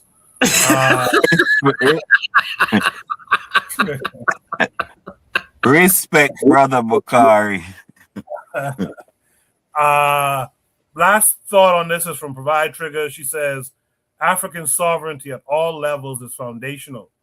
A place to start is at the educational level, where epistemological sovereignty is key. That's why I said at the start of the prompt, if you notice, no one talks about African-centered education, because they fall in the script. They fall in the program that was, like one of them said, that was left for them to follow, which is keep the people kind of dumb, keep the people rowing back and forth between two parties and who's who and all that foolishness. But nothing really happens. Nothing really changes. Man, that was a real good discussion from you guys. I hope everyone spoke their part. Let's go to Shooter Breeze topic number 3, though. Shoot the Breeze topic number 3 says the alt-right you haven't heard about.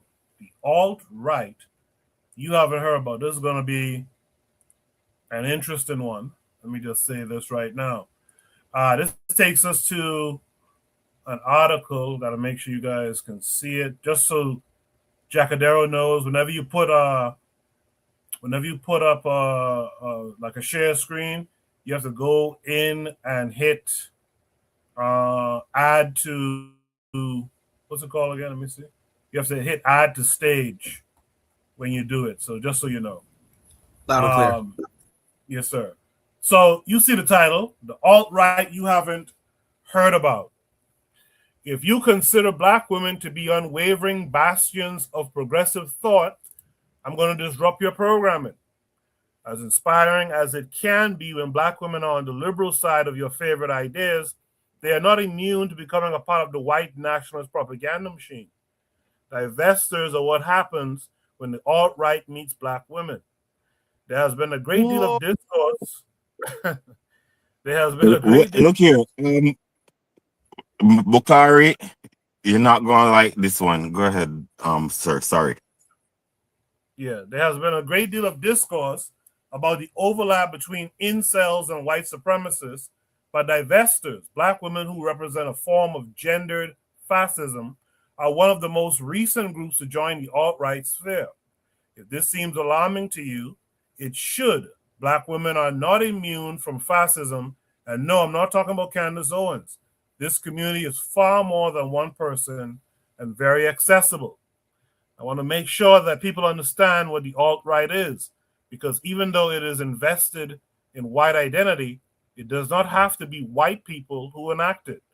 The same is true for any system of oppression. Quote, the alternative right, commonly known as the alt-right, is a set of far-right ideologies, groups, and individuals whose core belief is that white identity is under attack by multicultural forces using political correctness and social justice to undermine white people and their civilization, end of quote. The Anti-Defamation League defines it as the alt-right, short for alternative right, is a segment of the white supremacist movement consisting of a loose network of racists and anti-Semites who reject mainstream conservatism in favor of politics that embrace implicit or explicit racism, anti-Semitism, and white supremacy. Divestors retain the set of far-right ideologies, believing that Black women are burdened by the Black community, specifically Black men, and should divest as a form of Black woman empowerment. They go by a few names: divestors, Black women go in their own way, which is BWGTOW, divested zealots, plus others. I won't be linking to their pages. They are easy enough to find. They present themselves as a self-help community, recruiting women who have often experienced real trauma, encouraging Black women to decenter male attention, prioritize health and self-care, and to broaden one's horizons through international travel and intentionally hypergamous relationships, often leading to the promotion of interracial relationships as a form of hypergamy. End of quote. It doesn't sound that bad, but here's where the fascism and femcel parts kick in.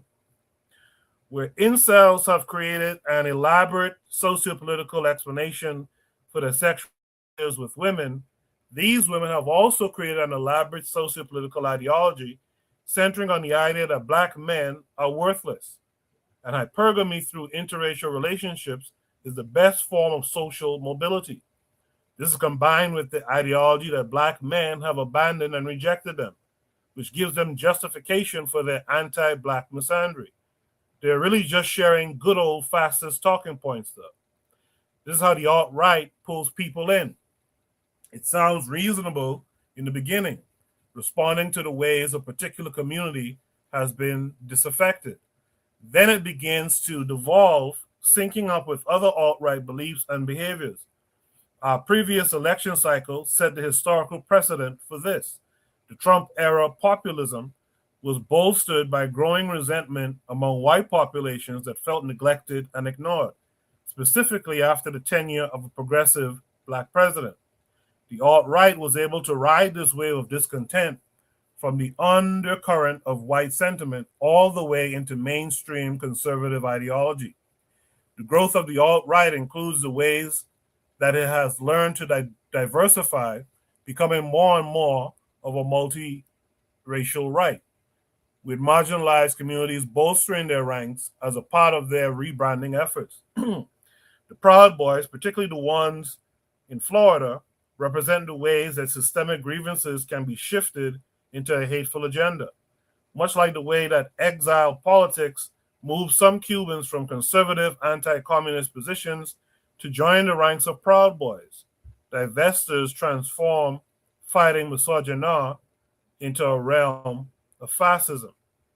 Here are some of the terms that they use for black men: nakers, bullet bags, felony fairy, conquered male, apes, nignogs, nigcells, gorillas, didn't do nothings, and Tyrones. By the way, if you're in the chat, drop any of those names you've heard directed towards black men before. The women that defend black men are called mammies, pick-me's, and guard dogs. They use terms and phrases like Blackistan to refer to black areas, struggle love to describe dating a black man, and burn the cape to advocate against defending black men. One of their favorite phrases is the use of holding black men accountable when referencing any violence that black women experience at the hands of black men, often going as far as to advocate for more black men to die at the hands of the police. They use hashtags like not your mule, hashtag not your mule, hashtag divest, hashtag burn the cape, hashtag divest or die. The biggest problem with divestors is that they market racist ideas about black men as black women's empowerment. You will have writers, bloggers, YouTubers, and influencers who are divestors, as well as people parroting divestor talking points for engagement.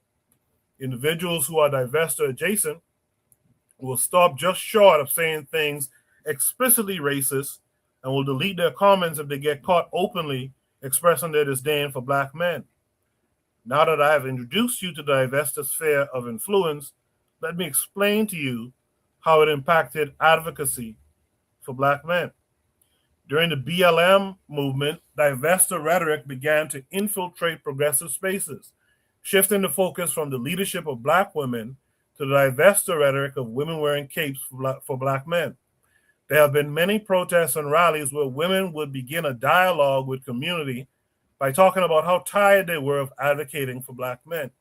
This represented divestor rhetoric becoming mainstream because instead of disengaging from advocacy that included black men, activists would show up to protest against police brutality, expressing disdain for black men, or discouraging people from focusing on the victimhood of black men. Oftentimes, these sentiments would not be very different from the police departments that were being protested against.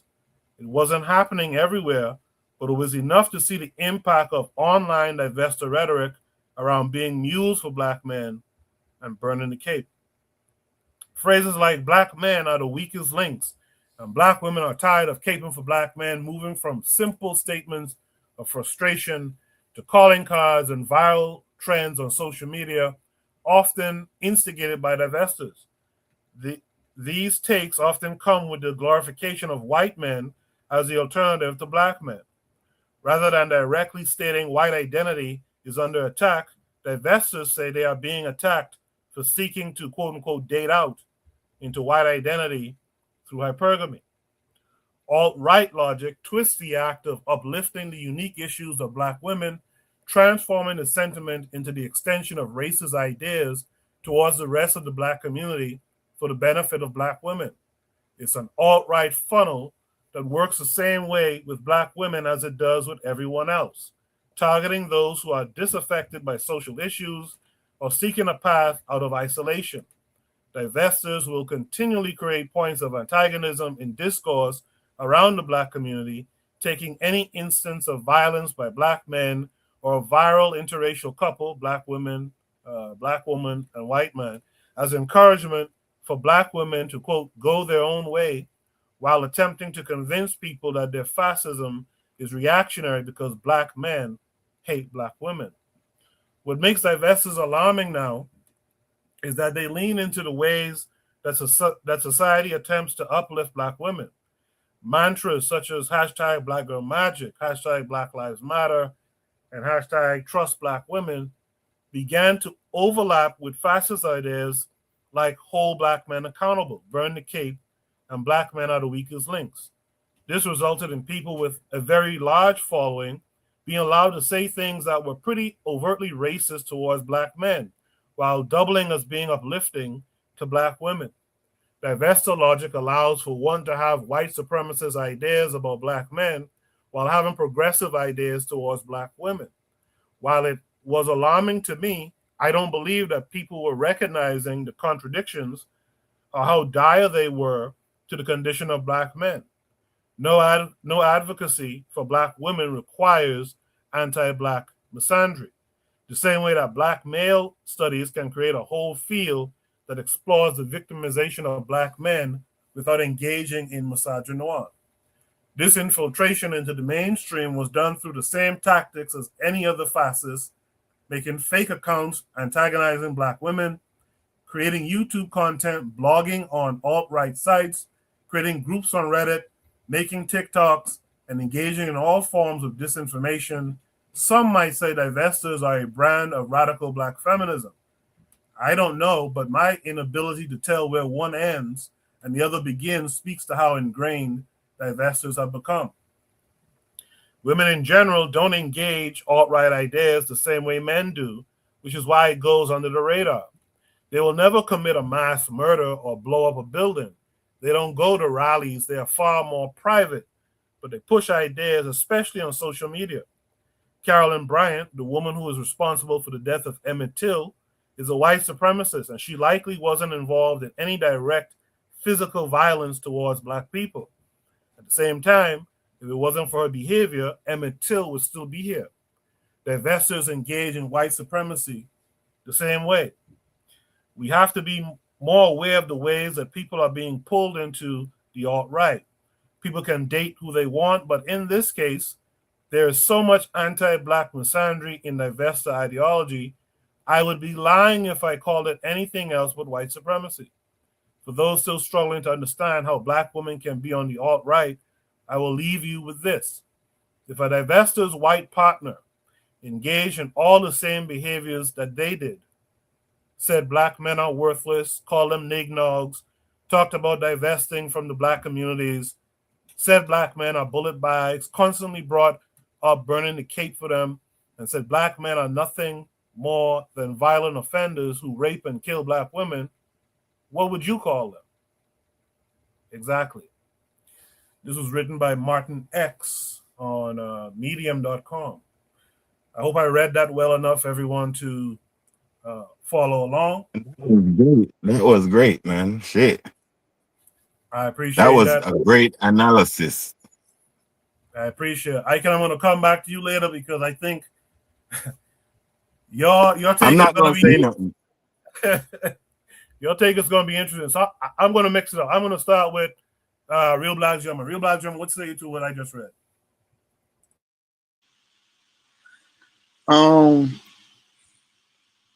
I get it. It's like, how do I say it? I wouldn't overstate it. It concerns me. I don't want to see women like be all up into that. But again, it's kind of like,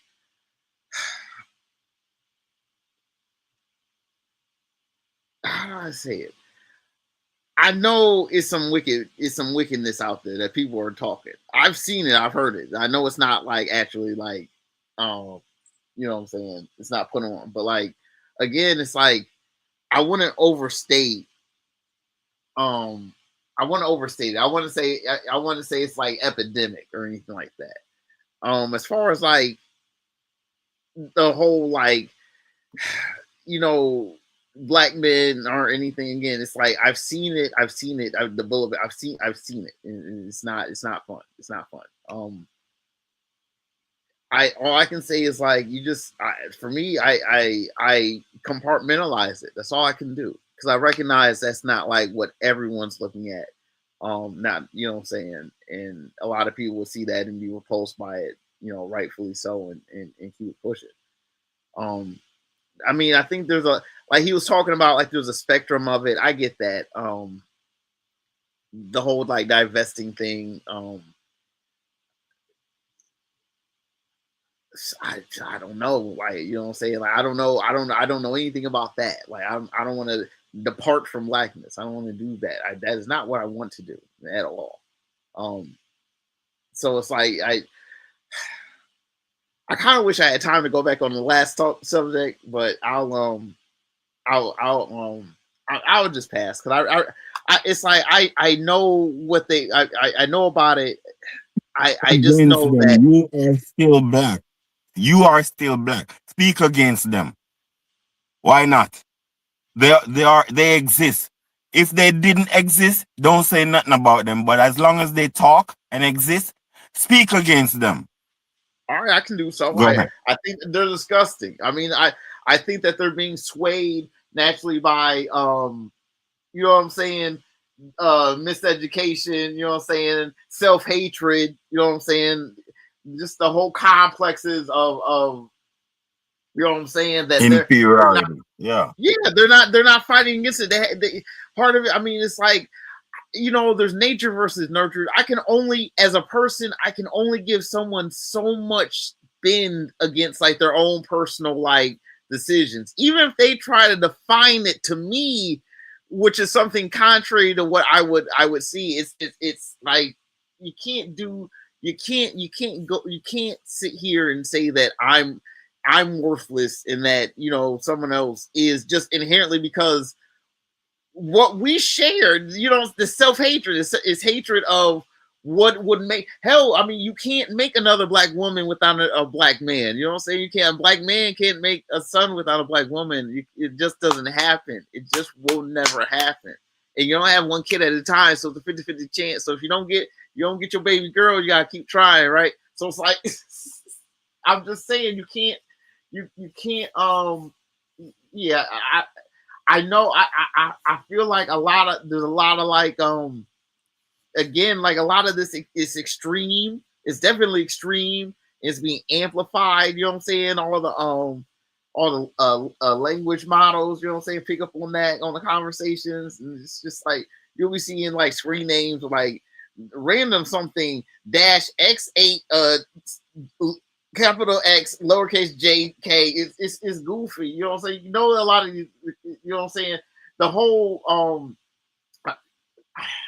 you can't fall for it. I don't even like engage with it. I don't like go to those channels. I just hear about that secondhand. Like, you know what I'm saying? I'll be seeing other people reporting on these channels. I don't go to their channels, you know what I'm saying? But like, yeah, it's out there. I don't like it. You know what I'm saying? Whoever's going to check them can check them. But like, look, if that's how you feel about me, like, I'm not checking for you. I'm just going, you know what I'm saying, watch my, you know what I'm saying, just keep my eyes on you and make sure, you know what I'm saying, I keep you, like I say, in that category, you know what I'm saying, that box, clearing my field of vision far away from me. That's all I got to say.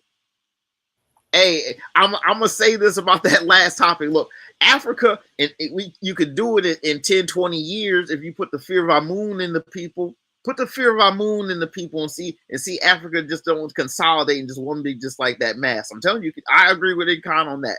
You know what I'm saying? And then after, you know what I'm saying, a good period of time, you know what I'm saying, you know, things are sort out. Yeah, just two quick things before I go to Buana next. Two quick things.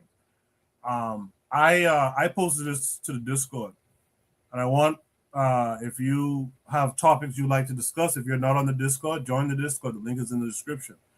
The second thing, this was posted on Twitter. I'm pretty certain this was posted in response to the conversations a week or so ago that were calling Patrice Lumumba a PDF file, as they say on the internet street. You guys know what that means. Saying that he married his wife and she was only 14 or something of that nature. So someone brought this along. So I just wanted to point those two things out. Real quick, let's go to Buana, man. Buana, what say you? I just have two quick points, and I'll be done. So and I'll be easy with this because Brother Bakari tell me, say I need to be easy. He need to be easy. So I can respect Big Bro and how I handle this. So two quick points. So the divestors say that we apes. This week, the President of the United States put out a picture of Barack Obama, who the FBAs would call a tether, and his black wife, who's an FBA woman, as monkeys and apes. Your boyfriend and husbands and side piece who worships the alt right and say that people should look at that, they think the same way. See, Barack Obama and his wife is one big black person to these people. So if President Trump see Michelle Obama as an ape, what you think your boyfriend or husband think about you? The same way. That's the first point. The second point is this. Exactly what it is. If you could say Patrice Lumumba is a PDF, right? 29% of the American male population, they say 29%, but 71% is PDFs when they talk about crime and statistics. So if you think you live in your best life in crossing over, congratulations, you played yourself. Because if you think that that's heaven over there, just congratulations. That's all I gotta say. I'll leave it for whoever wants to go. Let me just say that another interesting point in this article too, something to consider. You notice he said something along the lines of women don't express alt-right opinions the way men do. A lot of it is private. A lot of it is private. Let me say it one more time. A lot of it is private. We got to keep that in mind. Let me hear from Black Steel next. Black Steel would say it. Well, unfortunately, I'm familiar with these these divested people, right? Um, this is really nothing new, to be fair. We've always had some small elements of black people who want to escape from being blackness. This being black is not a walk in the park. We live in an anti-black world, and there's a lot of black people who want to escape from it. If anybody remembers, the Matrix, that one dude, he was like, "You put me back in a pot, and I want to be rich, and I just don't. I just want to live my life. I don't want to be involved in any of this, because it's hard." Huh? Eat a prime rib steak. I don't want to know. I don't want to know. So he was willing to sell his own people out just to get back in the system, right? And that's kind of what the whole idea of divesting is about. They see the problems of the black race predicated on black men. Again, it's this whole feminist ideology where you have the major contradiction is between male and female. True Pan-African, and we understand the true contradiction is the color line, like Du Bois said almost 100 years ago. So these feminists, they come up with this idea that, first of all, it's predicated on a couple of false beliefs. Number one, the belief that black women are doing so well, right? And as black women are just doing so much better than black men. And that's not really true. That's not really true. And it's really done as a way to kind of cast dirt on black men. And they'll point out various statistics and various findings and whatnot to justify their hatred of black men. But again, they never seem to have this same analysis for other races of men, and particularly white men. White men do more heinous crime to their women than black men do. But yet, for some reason, that gets whitewashed. White men have a great PR. A white man can kill his whole family, and he won't be seen as a monster. So these people who claim to want to abandon the black community, I say let them. I say let them. I don't want anybody around me who don't want to be around me. So if you want to go and you think that living on the other side, living with white people in the white community is so great, go live there, right? The problem, I think, is these people hold these type of views around our people, around black men, and then they live in the community. They're your nurses. They're your teachers. They're your the cashier at the grocery store. We don't know who harbors these secret beliefs as they move on. They move in the community. That's my issue. If you hate Black people so much, if you love the other race, you want to divest. But the problem is that the white men ain't picking these women. They'll sit up here and they'll say all this stuff about Black men and still be single. Where is your white man? Why are you not with your white man? If that's what you want so badly. No, you want to stay here like a viper at the breast and continue to spread your poison. When you can go be with white men. There's no shortage of white men fucking Black women. That's not a rare thing. That's a rare thing of Black white men marrying Black women. That's the problem. Especially you have a white nationalist government in place that's saying that the white population is too low and we need more white babies. So what's he going to use a Black woman for? What's the actress from Martin recently came out and said she had a relationship with Brian Austin Green? Yes, the one who played Pam. Yes, and she said she knew he was gonna turn. She was gonna have his fun with her, but when it came down to settle down, he was off to a white chick. That's exactly what he did. That's exactly what he did. So these women who can't want to divest or whatnot, go divest. And shut the fuck up about it. But the reality is that there's nowhere to divest to. Most Black people end up in relationships with other Black people. Yeah, people want to point out the outliers, but if you're not in a relationship with Black men, then you're not in a relationship at all. This is a clear example of low racial esteem, and you focus it on the males in your community. Yeah, I'm done. Thanks. Good stuff, Black Sea. By the way, Black Sea, you mentioned that they could be nurses and this, that in the community. Unfortunately, they could be your aunt. They could be your mom. They could be your sister. That's another part we don't consider a lot of times. Jacadero, the alt-right you haven't heard about. Shoot the breeze topic number 3. What say you? The alt-right. By the way, that was a tough listen. It was a great read, but it was a tough listen. Hearing you read that article. I'm Jacadero is saying you can't read Coco. No, it was more of a tough. It was more of a tough listen because it just sounds like that came from. That doesn't sound like it came from a Black woman. I refuse to believe that a Black woman wrote those words. It's very. And that's the problem right there. And that's the problem. So my take on this is I don't know who said it in the panel already, but yeah, if you wanna go ahead and open your legs to the Pink and the others, go ahead, do it, please, because as a brother, I don't want to deal with somebody like that anyways. A woman like that, I'm sure you will give me hell. You'll give any of my brothers hell just because of the color of my skin. And it's stupid. It's like, it says a lot about you more than it says a lot about what you're trying to say about a whole gender of men. It says that you like they say what misery loves company. So this woman that wrote these things, whether she's a Black woman or not, you just sound miserable, and it sounds like Black men are running in your head rent free, and it's like, what are we supposed to do with that?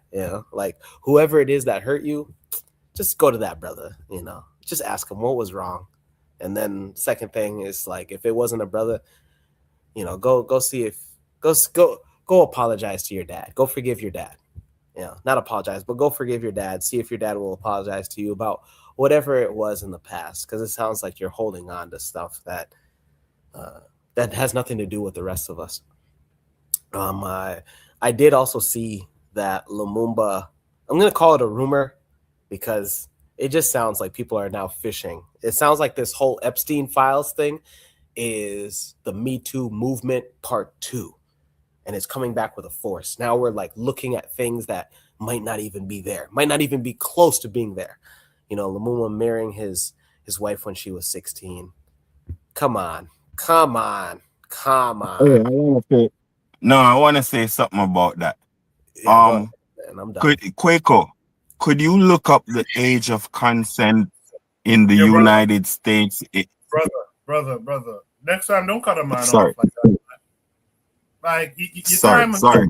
time is coming up. Okay, the age of consent is it varies. It's about 50. It's 16 in most places, and No, in the 16. 1930s. In the 1930s. Oh, well, that's different. Everywhere. Everywhere. Go ahead. Sorry, my bad. I just said everywhere. Yeah. I can't look it up right now, but it's your time now. After Jackadero's done, it's your time now to Speedy Shooter Breeze topic number 3. I'll try to look it up on my phone while you're talking. All right. I can find it's your turn. You don't want to let him finish? I don't think he was finished. No, I can't. It was pretty much done. But just long story short, for these women, I don't believe that they really exist outside of the internet. I say this because I belong to a Black organization. We'll talk more about it towards the end of the show, and all the women in our organization are married to Black men. This doesn't exist. All the things that we put on here in Omaha, Nebraska, especially towards North Omaha, I only see Black couples. So it's like, where are these women? That's why I don't believe that a Black woman wrote this. It sounds like this was the race of a different woman. That's it. All right. I can fire. Go ahead. Okay. My brother that just spoke, you're very naive. You feel me? and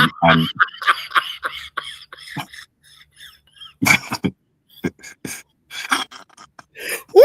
Go ahead, Ike.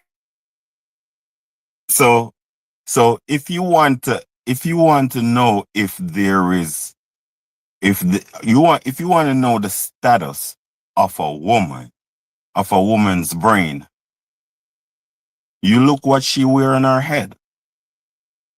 You feel me? So and you look how she dresses. That's how you know the status of a woman's brain. And if she dress skimpy and all that, she don't have much morals. If she wears a wig up in wherever you're saying upstate right there, if she wears a wig, she's a white supremacist. Her husband could be black as night. She's a white supremacist.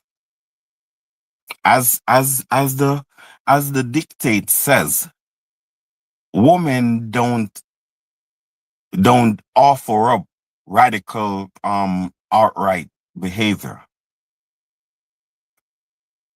So that's that, right? We need our woman.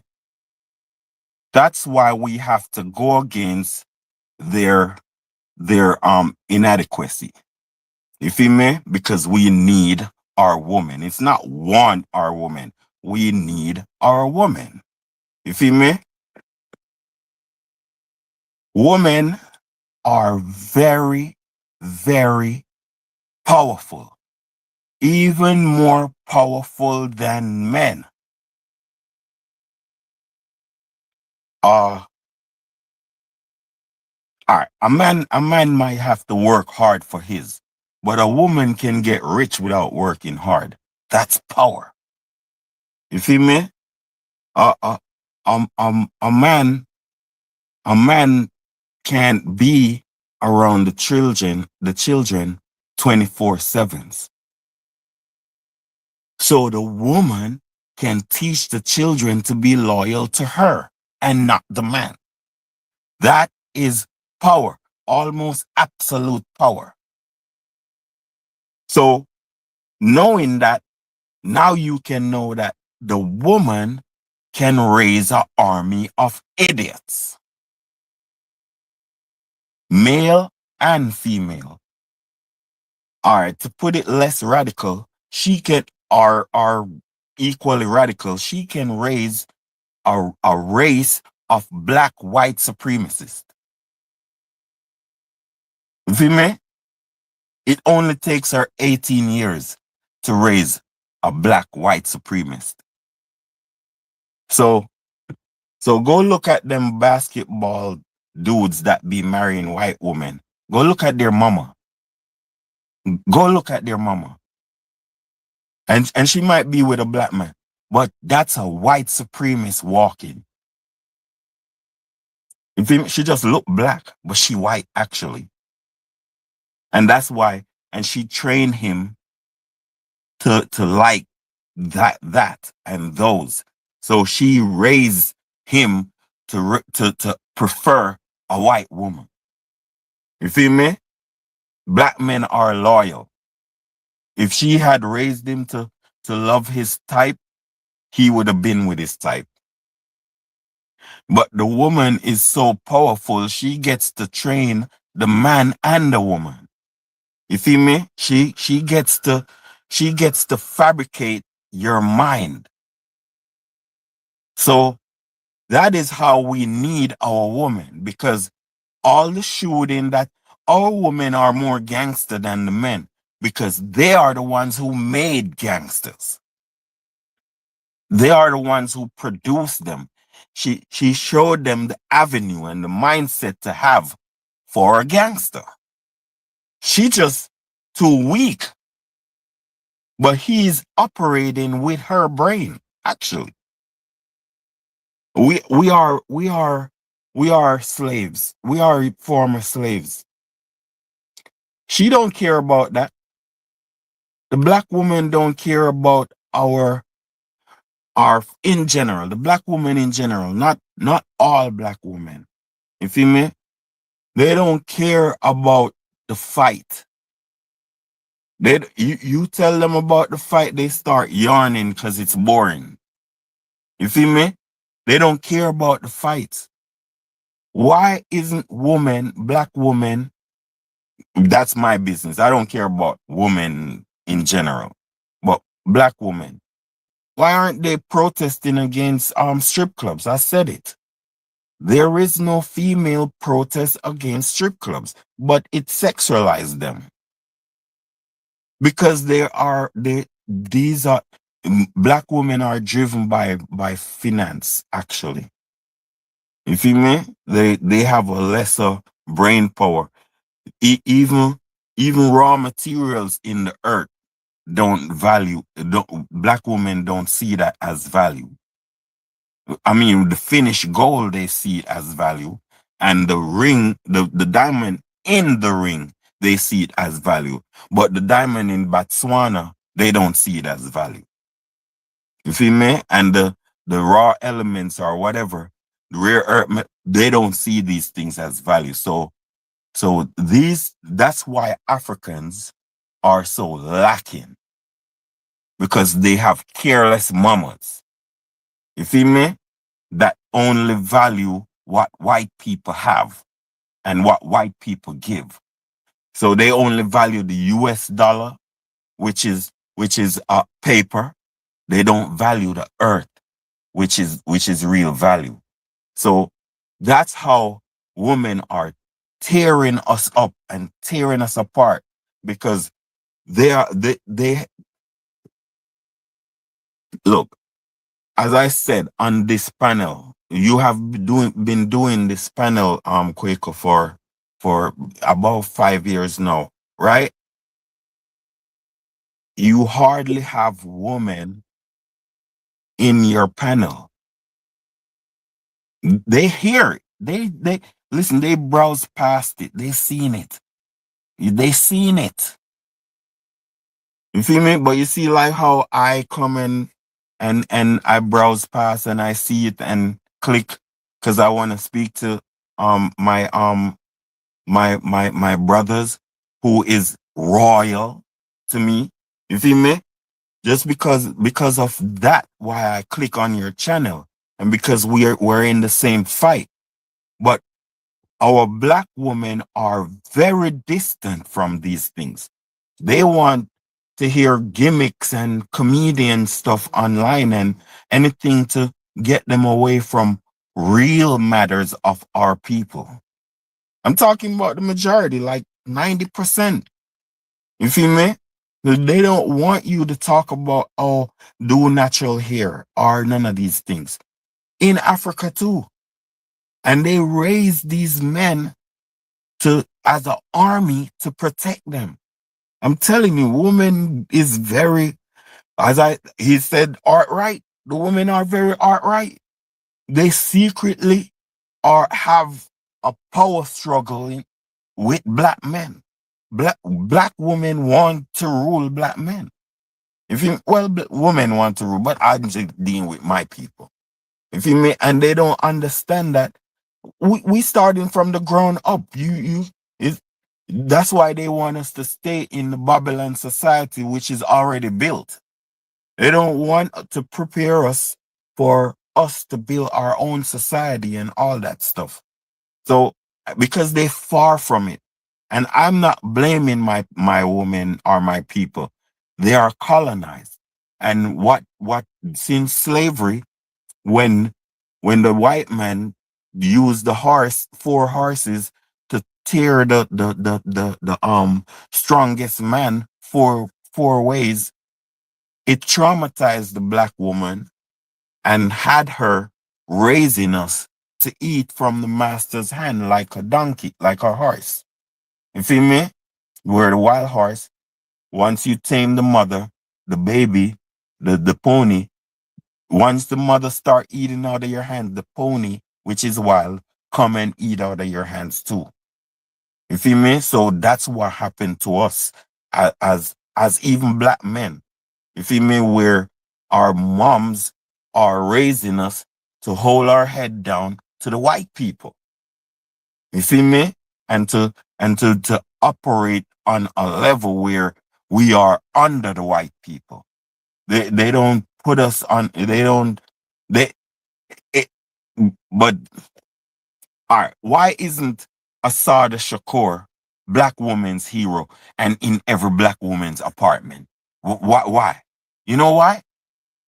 Because she is a woman that is on the move against white people. And that's not what black women want to do. They don't want to fight these people because they have been scared. And even now they are powerful. So a lot of black women don't want to do that because they are scared. So I think we as black men, I love the Sahel, worship the Sahel. I hope they are real Pan-Africanists and they keep being Pan-Africanists because we need a ruling black population where black men can have some dignity. Okay, thank you. I gotta give it to I Can Find. He kind of surprised me there. It wasn't as bad as it was gonna be. I can ask me to look up something, and I did. KW Don 7 looked it up. He said 16 was the age of consent in most states in the U.S. pre-1960. But what I found was in 1880, the age of consent was 10 to 12 years based on the state. In Delaware, it was 7. Okay. 7 years okay. old. Crazy stuff. Crazy stuff. So I'm glad y'all look at that because I was like, they put in blame on Patrice Lumumba, but it was a thing. All of that was a thing. It's the United States and Europe changed the age limit and to 18, and it's recent, like since 1960. Yeah, a lot of people's grandparents, if we're being honest, a lot of people's grandparents and great-grandparents, they was married all 13 and 14 and 15 and stuff like that, if we're being honest. But me and Brother Bakari had a discussion about this last week amongst ourselves of you can't really hold African traditions and view it through like a modern European eye. You just can't do it in any event. With that said, Brother Bakari is with us tonight. Brother Bakari, you've heard everything everyone else had to say. Would say you, but before that, how are you this week?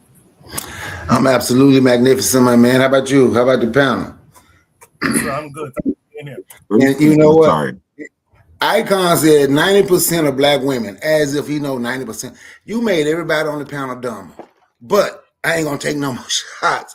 But some of the stuff you said, you blamed a black woman for her child marrying a white man when the black dad ain't around. And I hate when weak ass black men do that. And I don't even want to argue with them. I'm gonna get to the panel. Dude, black man and black woman together. If the man is not there, don't blame the woman for the man not doing his job.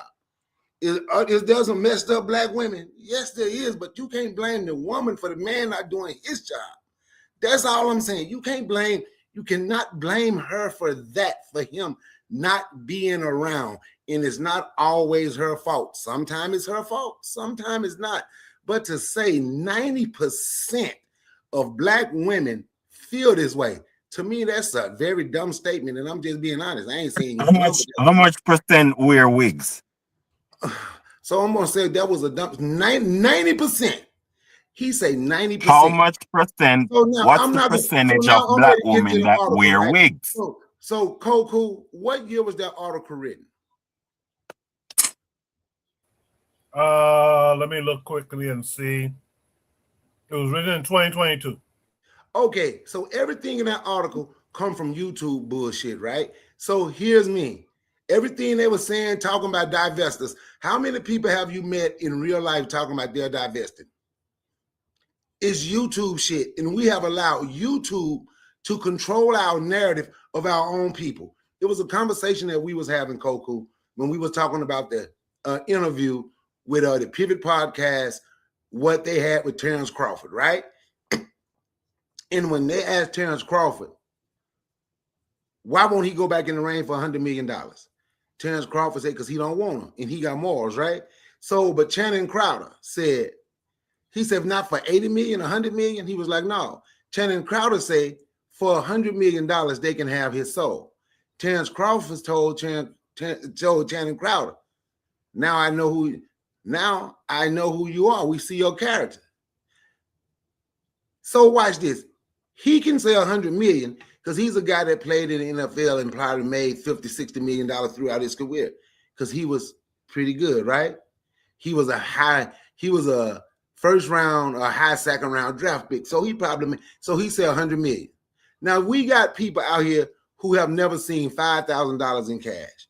They'll take $1,000, take $5,000 to get on YouTube and say this nonsense that the Cynthia G's of the world was saying, and she had her little women minion, and even had some men repeating what she was saying. But in real life, on the streets, the same thing Black Steel would say about the FBAs and ADOs, I don't never see them on the streets. This is just YouTube stuff. Show me the people you see in the streets in real life telling you they are divesting, black men ain't nothing, go abort black babies, go get you anything but a black man. We have allowed social media to control how we see ourselves. And I'm going to agree. I didn't speak when you were speaking, Icon. I just want to talk to you. I just want to talk to you for a second. Brother. Have the same respect, my brother. I ain't saying nothing when you was talking. I agree with Jack O'Darrell. I don't nearly think it's as many. The number is not as large in real life as this social media want to portray it to be. He can talk about the black women he around. I can talk about the black women I'm around. Y'all can talk about the black women y'all around. So if you around black women who don't have that mindset, Black Steel, Koku, Bawana, Jack O'Darrell, me, RBG, if you are not around black women with that mindset, What make us think that it's a lot of black women out here like that? Yeah, you're gonna get somebody who's willing to sell you out, and you can get on social media, and I'm gonna say whatever, you know, a lot of that stuff bots on the internet. Yeah, do I believe some of them bots? Yeah. Is there black women out there that don't like black men? Yeah. I don't hang around those black women. So what? Like, I'm not a fan of Serena Williams or Venus Williams. I'm not a fan of those women, but it's way more black women that's opposite of Venus and Serena and Cynthia G and her minions than it is like Venus and Serena and Cynthia G and her minions, and even some of the black men that followed Cynthia G that want to say black men ain't shit. Just like if somebody's just sitting on here and gonna say, ooh, that's the same thing those type of women would say, oh, it's 90% of black men. And that's, you don't know that. Stop just saying stuff to put one another down, then say, we need our women. I can't tell somebody I need you, but then sit here and shit on you. But I need you. But the whole while I'm telling you I need you, I'm going to tell you what a horrible person that you are, because I'm going to groom you. It's not just the black woman that been scared of white folks. It's the black man that been scared of white folks too. It ain't just the black woman. Yes, did the black woman do some things to protect her son, to protect her children because of what was happening during slavery? I'm quite sure what was happening during Jim Crow. I'm quite sure. And guess what? And for people who ain't never lived that lifestyle, I'm glad my mama was willing to protect us when my dad had to go do something and white folks come kicking in the damn door. I'm glad I had somebody that was going to protect me when my daddy wasn't there. But we know when my daddy came back, we know what was going to happen. I'm glad I had somebody to protect me. So to act like she did something wrong for protecting her child from harm is absolutely, that's just ignorant. That, to me, that's just ignorant. She's supposed to protect you're not listening correctly, man. I wasn't fighting. I'm just showing you I'm scenarios not fighting either. I'm of just where speaking passionately, and I didn't speak while you were speaking. I'm not fighting either.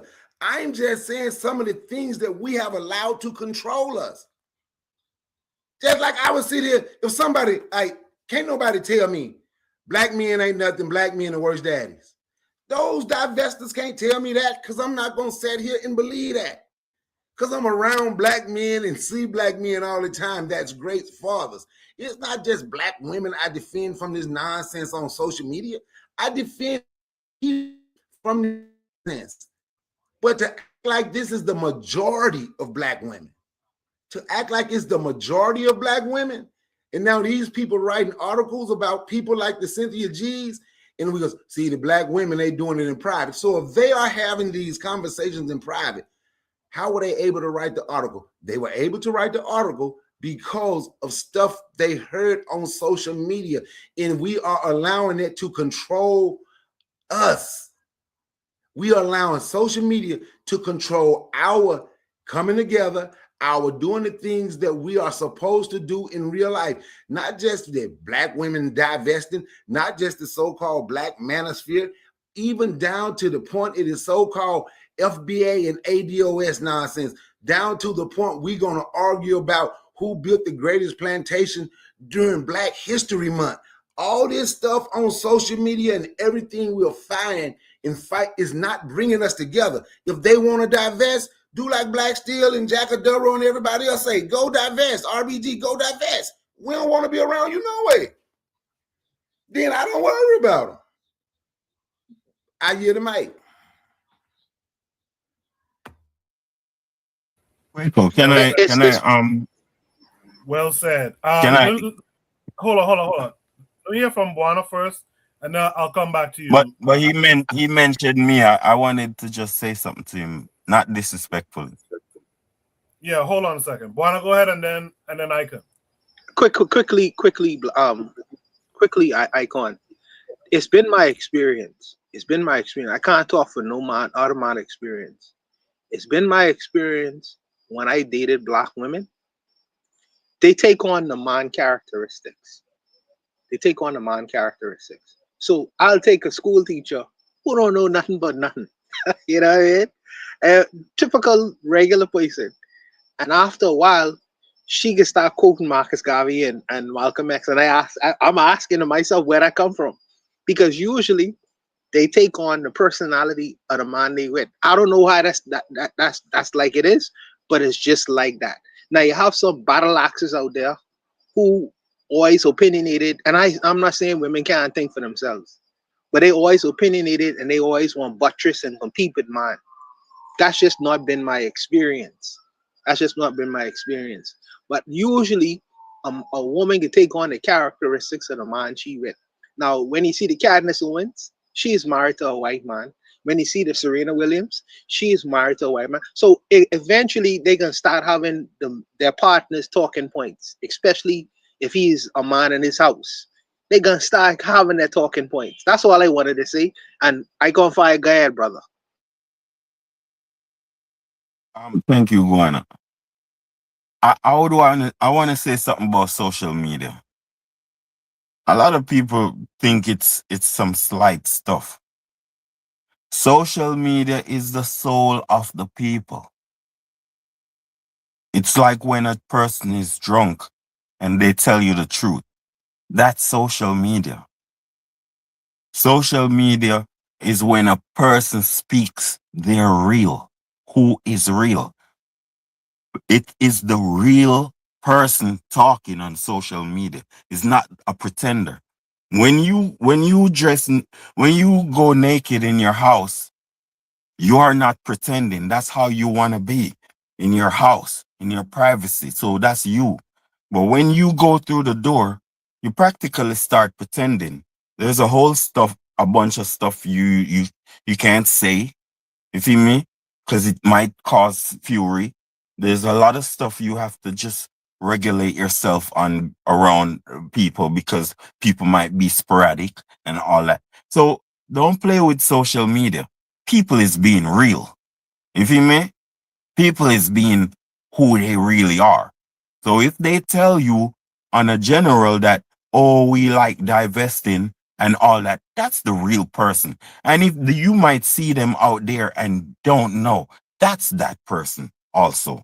You feel me? So if I'm not saying that majority woman is a divester. You feel me? I'm saying that majority women are white supremacists. But they don't tell you. Majority of women don't tell you, hey, I love white people and the white society. Majority of women don't tell you, but they tell you in their action. They'll tell you in their action. When a woman, what you call lives in her wig, she's telling you that she don't even think God finished made her. You feel me? She think that God never finished made her. Of course society dictated to women to be ashamed of their hair and all that. You feel me? What I'm saying is in this present day that that's still a fight. So if you don't want to fight for your hair, you feel me? If you are relinquishing the fight for your natural hair, then I wouldn't trust you. I would eat from you, but I wouldn't trust you in terms of loyalty to your blackness and loyalty to my blackness. I wouldn't trust her. You feel me? Because if it's like the white man and the black man, the woman and the black man is together. But when it comes to making a choice between the races, she gonna choose her race. So that's what I'm trying to say about our black woman. If it comes to the point where she have to choose between white white colonized structure and fighting for our black autonomy, she will turn her back on you. She will turn her back on you. And 90%, because it's right in front of our face, right? Where you have Pan-African black conscious values, trying to persuade black people in America right now, and back then, trying to persuade black people in America that this is the way. This is the way to even have the mentality to educate your people, even independently. You feel me? You have to have the mentality. And our black women club the whole of the 80s. They club out the whole of the 80s and club out the whole of the 90s, freaknik the whole of the 90s and all that. They have listen, I try to tell Bakari, you're not just a man. You have been raised by the woman. We all have been raised by the woman. The woman dictates how we think. If it wasn't for a few of us falling through the cracks to consider black consciousness, none of us would be operating under black consciousness and Pan-Africanism. You feel me? We a lot of people have to practically go against their aunties, mamas, and all these type of female. Icon. But what I'm trying to say, that mommy was Rasta. That mommy was Rasta. No. Okay. No, my mom is a Christian and I had to oppose her. But I love her. You feel me? But what I'm trying to say to you is when you see a man, don't just look and say, oh, it's just a man. He has a will. So he might not have free will. He might be going after children live what they learn. You feel me? And children learn what they live. So that means when you become an adult, it's what you learn as a child that guides you throughout your life.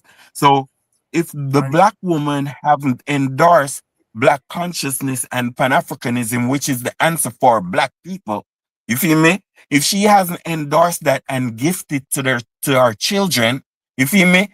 Then she has to be blamed also. Because Asada Shakur was there as our female black hero that went to Cuba and escaped the white assassins. You feel me? And should be a black woman's hero. We have Malcolm X and Marcus Garvey, and they are famous people. You feel me? So what I'm saying is somebody is rejecting these things.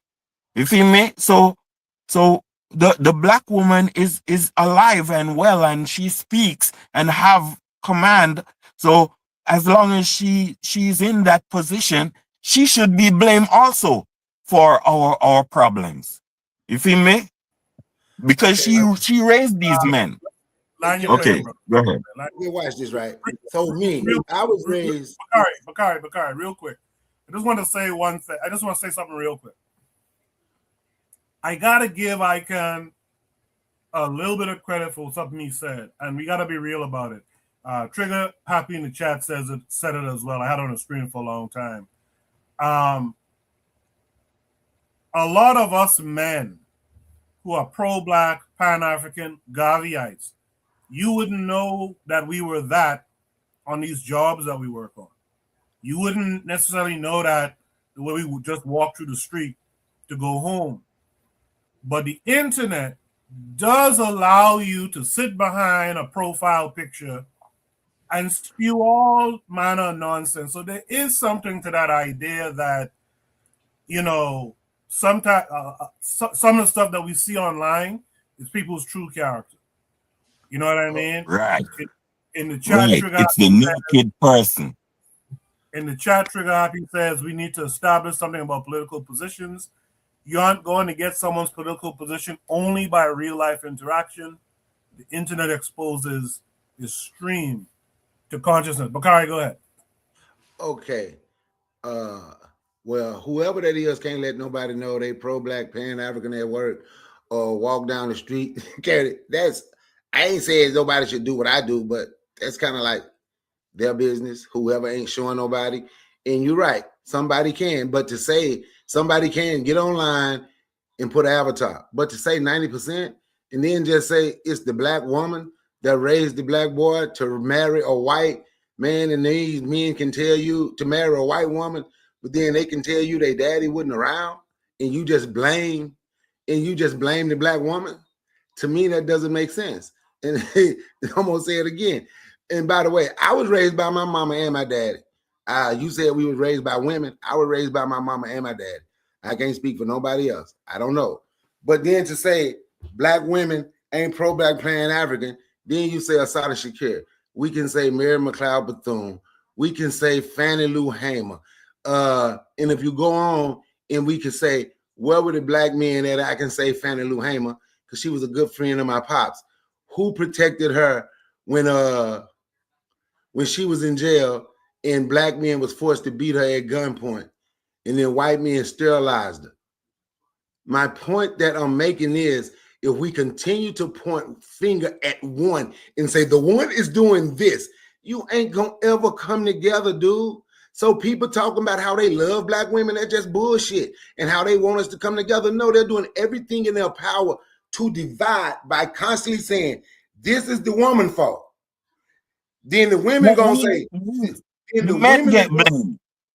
the women is gonna say, this is the man's fault. But ain't nobody gonna ever say, you know what, we failed, black man and black woman. Because we're steady pointing fingers at one another. That's all I'm saying, man. We failed as a people. It was things we didn't do as a people. What we are doing, we go to victim blaming, right? We go to victim blaming. They victim blame the black man. Like, I don't listen to that. I didn't listen. I heard them people talk about divestors. I never sit and listen to a show. Never. If did nobody ever play me a clip or let me hear it, I wouldn't know it was ever said. You know why? Because for me, there was no need for me to act like I'm going to be involved in that conversation and just listen to people that want to upset me. Let them go. The ones that want to be there, let them go. But to say the black women clubbed out in the 80s, they were not in a club by themselves. The black women was at Freaknik in the 90s. They were not at Freaknik by them damn selves. And that's what I'm talking about. And that's why I say black men like that just want to point you. I can't believe you, Bakari. They looking for something to be stronger than. They scatter the white man, so they feel they're supposed to be stronger than their woman. If you want your woman with you, go get your woman and bring her with you. Putting her down, telling her she ain't shit because she got a wig in her head and maybe she don't know any better. Or her sitting there talking about the black man, saying the black man ain't no damn good because he did this and did that. That ain't gonna bring us closer. There's no need to get on here or no panel or nowhere and talk about unity if we ain't trying to figure out a way where we can talk to one another, not control one another, not put the black woman down, not the black woman put the black man down, not us fighting one another to be in charge of one another. We ain't gonna ever come together and do nothing. We'll be talking like this 75 years from now, because ain't nobody ever said, you know what, maybe we do need to talk to one another. Maybe we need to get an understanding, not on social media. Let's get an understanding with the people in the street. Let's get an understanding when we go out here to the Malcolm X Festival, to the Marcus Garvey Festival. So the type of sisters you're talking about, you want to see all natural, you want to see dressed a certain way, go to the places where those women are and build with those women. Or we can sit back and say all black women ain't nothing. 90% of them done fucked up black society, which is absolutely asinine. And on the other side, they gonna say 90% of black men, which is absolutely asinine. But if we ain't trying to figure out a way to talk and communicate and say we're gonna come together without trying to show I'm the biggest boss, I'm the biggest badass. My woman won't control my woman. My woman want to control me. But if we stop and talk, you really, that white boy and that white girl controlling all our asses, and we scared to talk about that. So I'm gonna bring my fear and put that on my woman. I'm gonna punk her because this white boy got the control. You need to speak logically. Shit. It's crazy.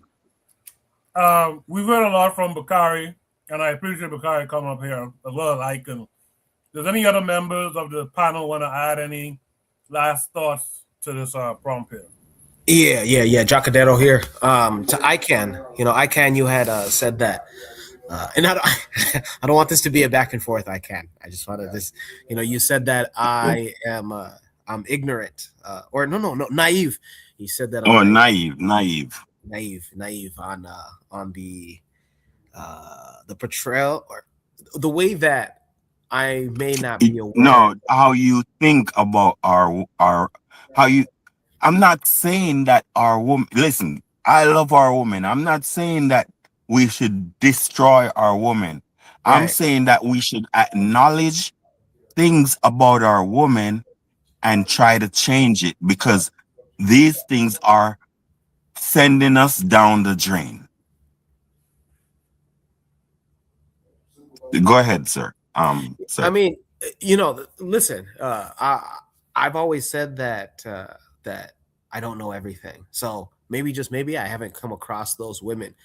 You pointed out that, the women that wear the wigs, the women that dress scantily or just come off, for lack of a better term, ratchet, right? Ghetto, here in the United States. Yeah.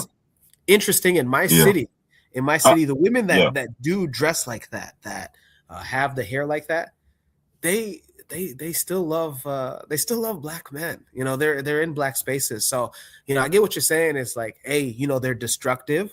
I don't know if maybe that's what you're saying. Yeah, I'm saying it don't matter if they are with black men. Of course, no, all of black women wouldn't be with white men, but it don't matter. I'm trying to say that where their loyalty lies is with white society, in terms of going against the grain. Black women don't want to do that, so they'll marry a man who is also not pro-black. You feel me?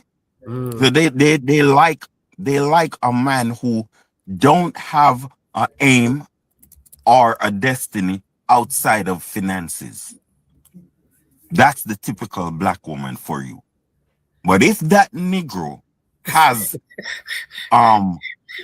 black conscious views and black conscious motivations, most black women is not going to have interest in him. Most black women. Why he gotta be a Negro? I'm a Negro too. It's just our name sounds sweet, so I say it. You feel me? I'm done. I don't have any more to add. I appreciate it. Okay. Yes, sir. Yes, sir. A little contentious at the end here, but I think it still was a good conversation. I think a few things can be true at the same time. I was going to do another prompt, but it's almost 11, so I'm just going to end the show here. I was going to do the Epstein prompt and whatnot, but we'll talk about it next week, as well as the Guyana prompt as well, a follow-up conversation. Some of the takeaways I took from this last topic is, I think we underestimate social media a little bit. I think we don't realize that social media allows people to say stuff they wouldn't necessarily say in person. And like Trigger Happy said in the chat earlier, because it's private, like the article mentioned, we don't know. We can't quantify if it's 90%, 10%, 50%. We just know that there's a number of women who have these divested thoughts They may not be able to pull it off in the real world, but they think about it. Just like there's divested thoughts amongst men. But I think the thing, and I agree with Brother Bakari here a lot, I think we do have to have these conversations. I think that we have to have them privately. We could have them on platforms like these, but I think we have to have these conversations on both sides, because I don't think Black women are alone in the problems in Black society. I think Black men are a problem too. And we need to really dig deeper and figure out what is it really that's the problem from Black men. What is it really as a problem? Now, a lot of people are going to say, sorry, Black men is the problem. And because of Black men, Black women act. Me personally, I don't subscribe to that. I think you have agency, just like I have agency. I think we both are problematic, and we need to figure out the root. I mean, we kind of know the general root, but we got to figure out specifically how can we all be better, right? So I think it was a good conversation in that sense. I don't agree with this notion, and it is out there by a subgroup of women that Black men are bullet bags. And earlier I talked about the tweet from last week. A Black woman apparently says that she ain't gonna lay up under no Black man in charge. She'd rather stay up on the empire. I mean, that happened. We can't say that didn't happen. And if she said it, who know? And a lot of people retweeted and agreed, by the way. We can't say that it's not a thing. We can't say it's not a problem. But we also have to address the log in our own eye as Black men. We haven't done our part too. You know what I mean? Before you guys leave tonight, man, I'd like everyone to give a shout out for the week and talk about the positive things that they saw or experienced in their neck of the woods, or something that they saw within the Black world, man. Let me just go straight down the line. Black Steel, what would you like to shout out this week? I want to shout out the youth, man. Black History Month. So the young people, we got to let them know they're going to inherit the earth. There were some protests across the United States. Some of the young people decided to walk out of class to protest their various issues. Whether or not I agree with them or not, I applaud their fighting spirit. So shout out to the young people. That's a nice shout out. Appreciate that, Black Steel. Thanks for being here. Real Black Gentleman, what would you like to shout out this week? Well, I found out, I guess, the modern toilet was invented by a Black man. His name is Thomas Elkins. I did not know that until just a couple hours ago, right? But you know what I'm saying? Black people invent, you know what I'm saying? We tinker with and we get it to the point where, you know what I'm saying, we need a toilet. Black people won't invent a toilet. Black people won't invent everything. Especially, I'm telling you, after the Civil War, it's amazing all the things that we invented at that point in time that still exist. The refrigerated truck. I mean, it's a truck or it's a refrigerator, but you got to put them together to make them do what it do. I mean, I'm telling you, I got to keep it cold. I got to keep it cold. It's like, I'm going to say this. I'm going to give a shout out to Bakari. Just as a side, you said something weeks ago. I know we squabbled, but you said something months ago that I wasn't too sure about. You had said that the Russians had colonized South Africa. I wasn't too sure about that. You was absolutely right, sir. Yeah, they did that. That's messed up. I'm glad that you stood by that then, because I did my research. I found that out too. So I just wanted to give a shout out to you for, you know what I'm saying, colonized. How they not speaking Russian? I guess RBG learned that Black fact while sitting on a toilet earlier. But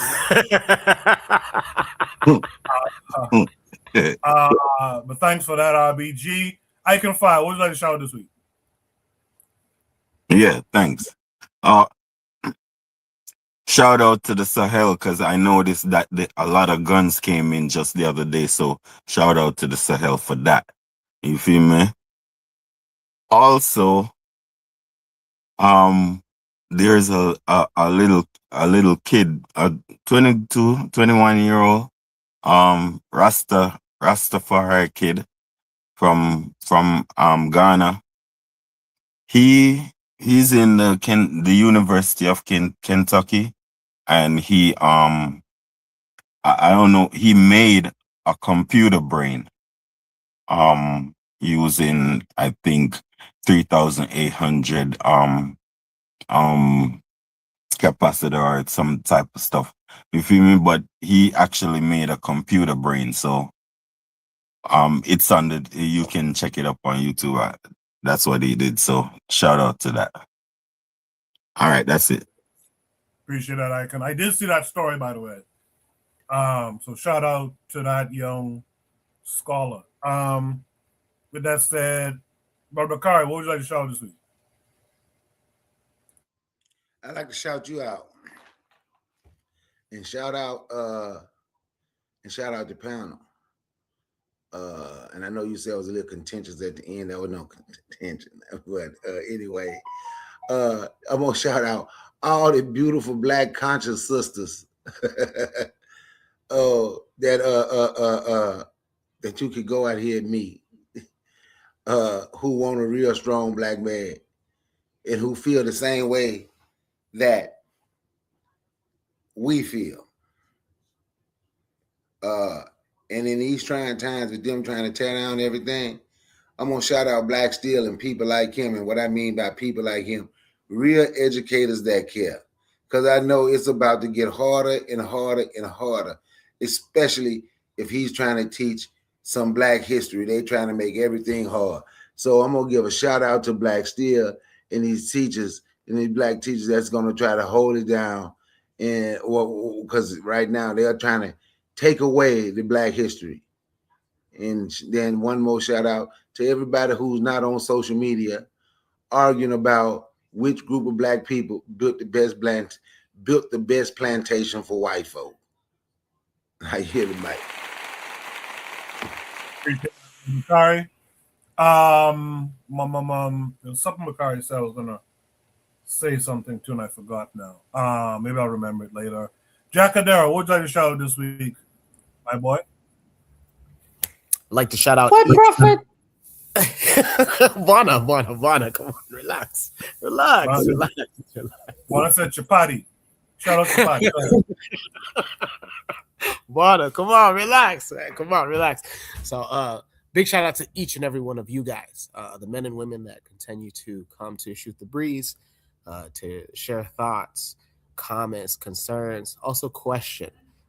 It's one thing to have your own opinion. It's another thing to hear somebody else and ponder and say, you know what, that might be another way to look at this. Because at the end of the day, we are all individuals living separate lives. And so we might not see things the way that the next person sees things.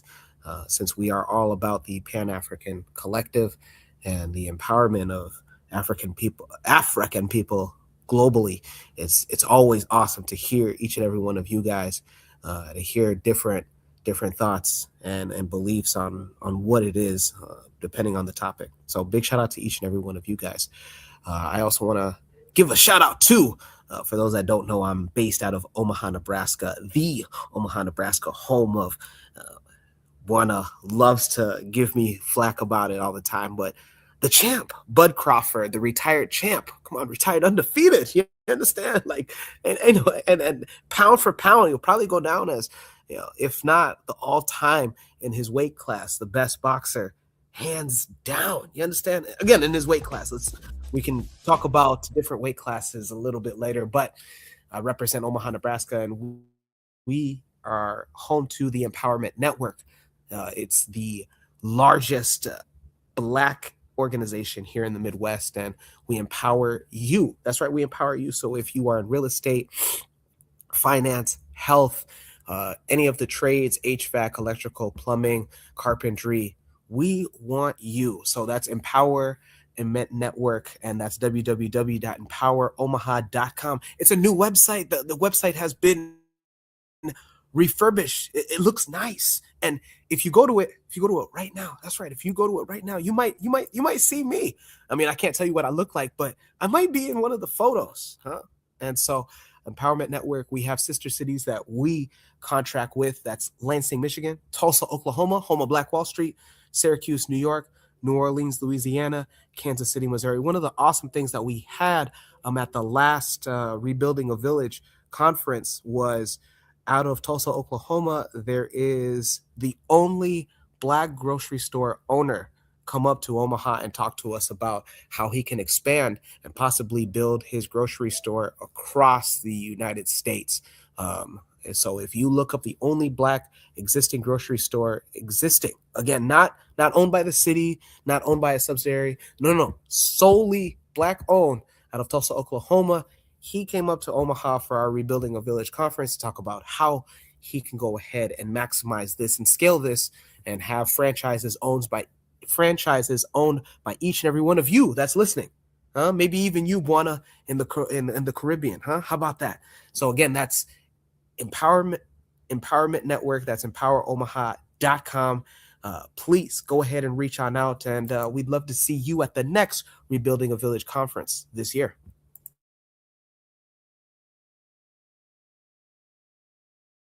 As Buana would say, if you go on the site and you see a fellow holding a chapati, that's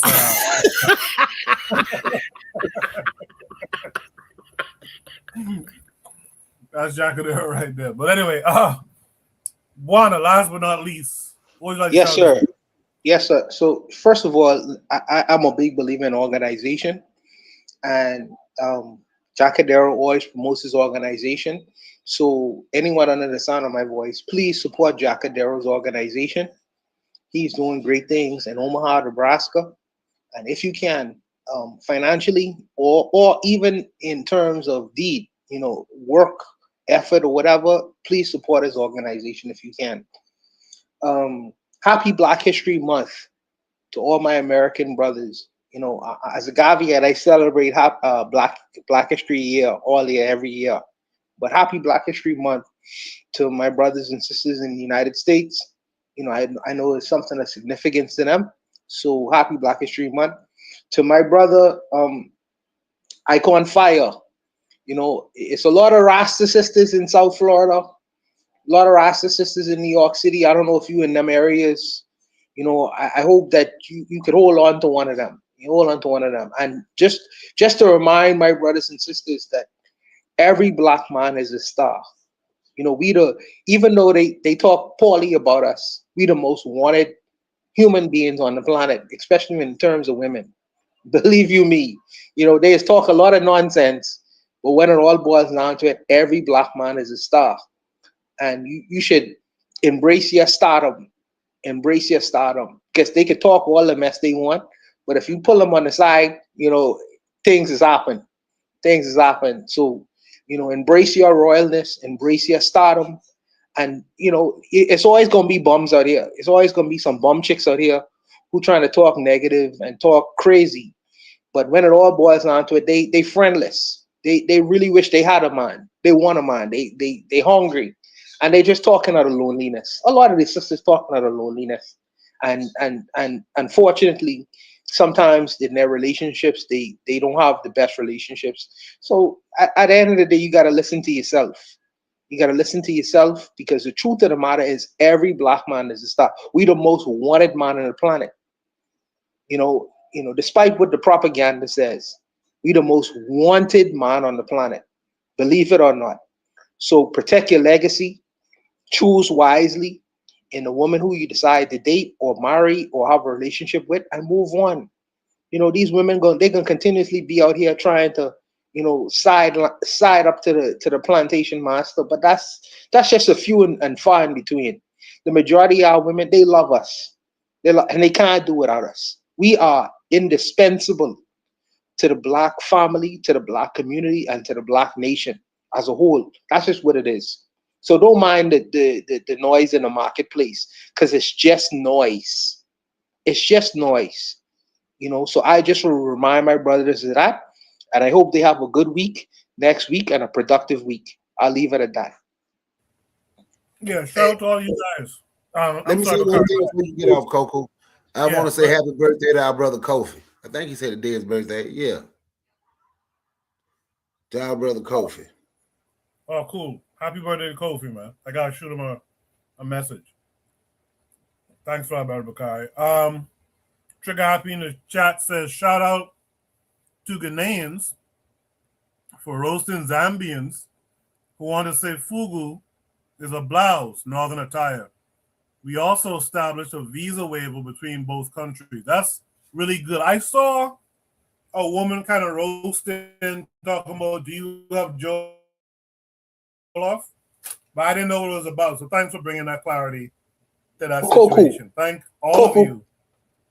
Coco, Yes, before I go, one last thing, and I will remind the brothers of this. Any woman you with, if you with her and you talking sense, she can take on your personality. So if you a white supremacist, she could be a white supremacist. Even if you was a black man. Ask Tim Scott. If you was a black man true and true, pretty soon she can start talking like you and she can start acting like you if you talking sense. So don't worry about these people out here talking a bunch of white supremacist nonsense. You could take the most innocent, or let me say innocent, the most nonchalant, unaware person, and if you with her, and if you believe in certain things, she gonna start talking like you and acting just like you. So don't worry about the noise in the marketplace. I'll leave it, Coco. Sorry for cutting you off, bro. That's it for tonight. See you guys next week, man. And you know what? Bring a couple of women with you. I'm hearing that there's a minority of women who think like the article was talking about.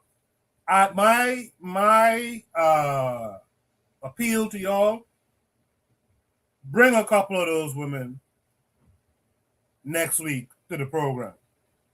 You guys be good. I'll see y'all next week. Peace.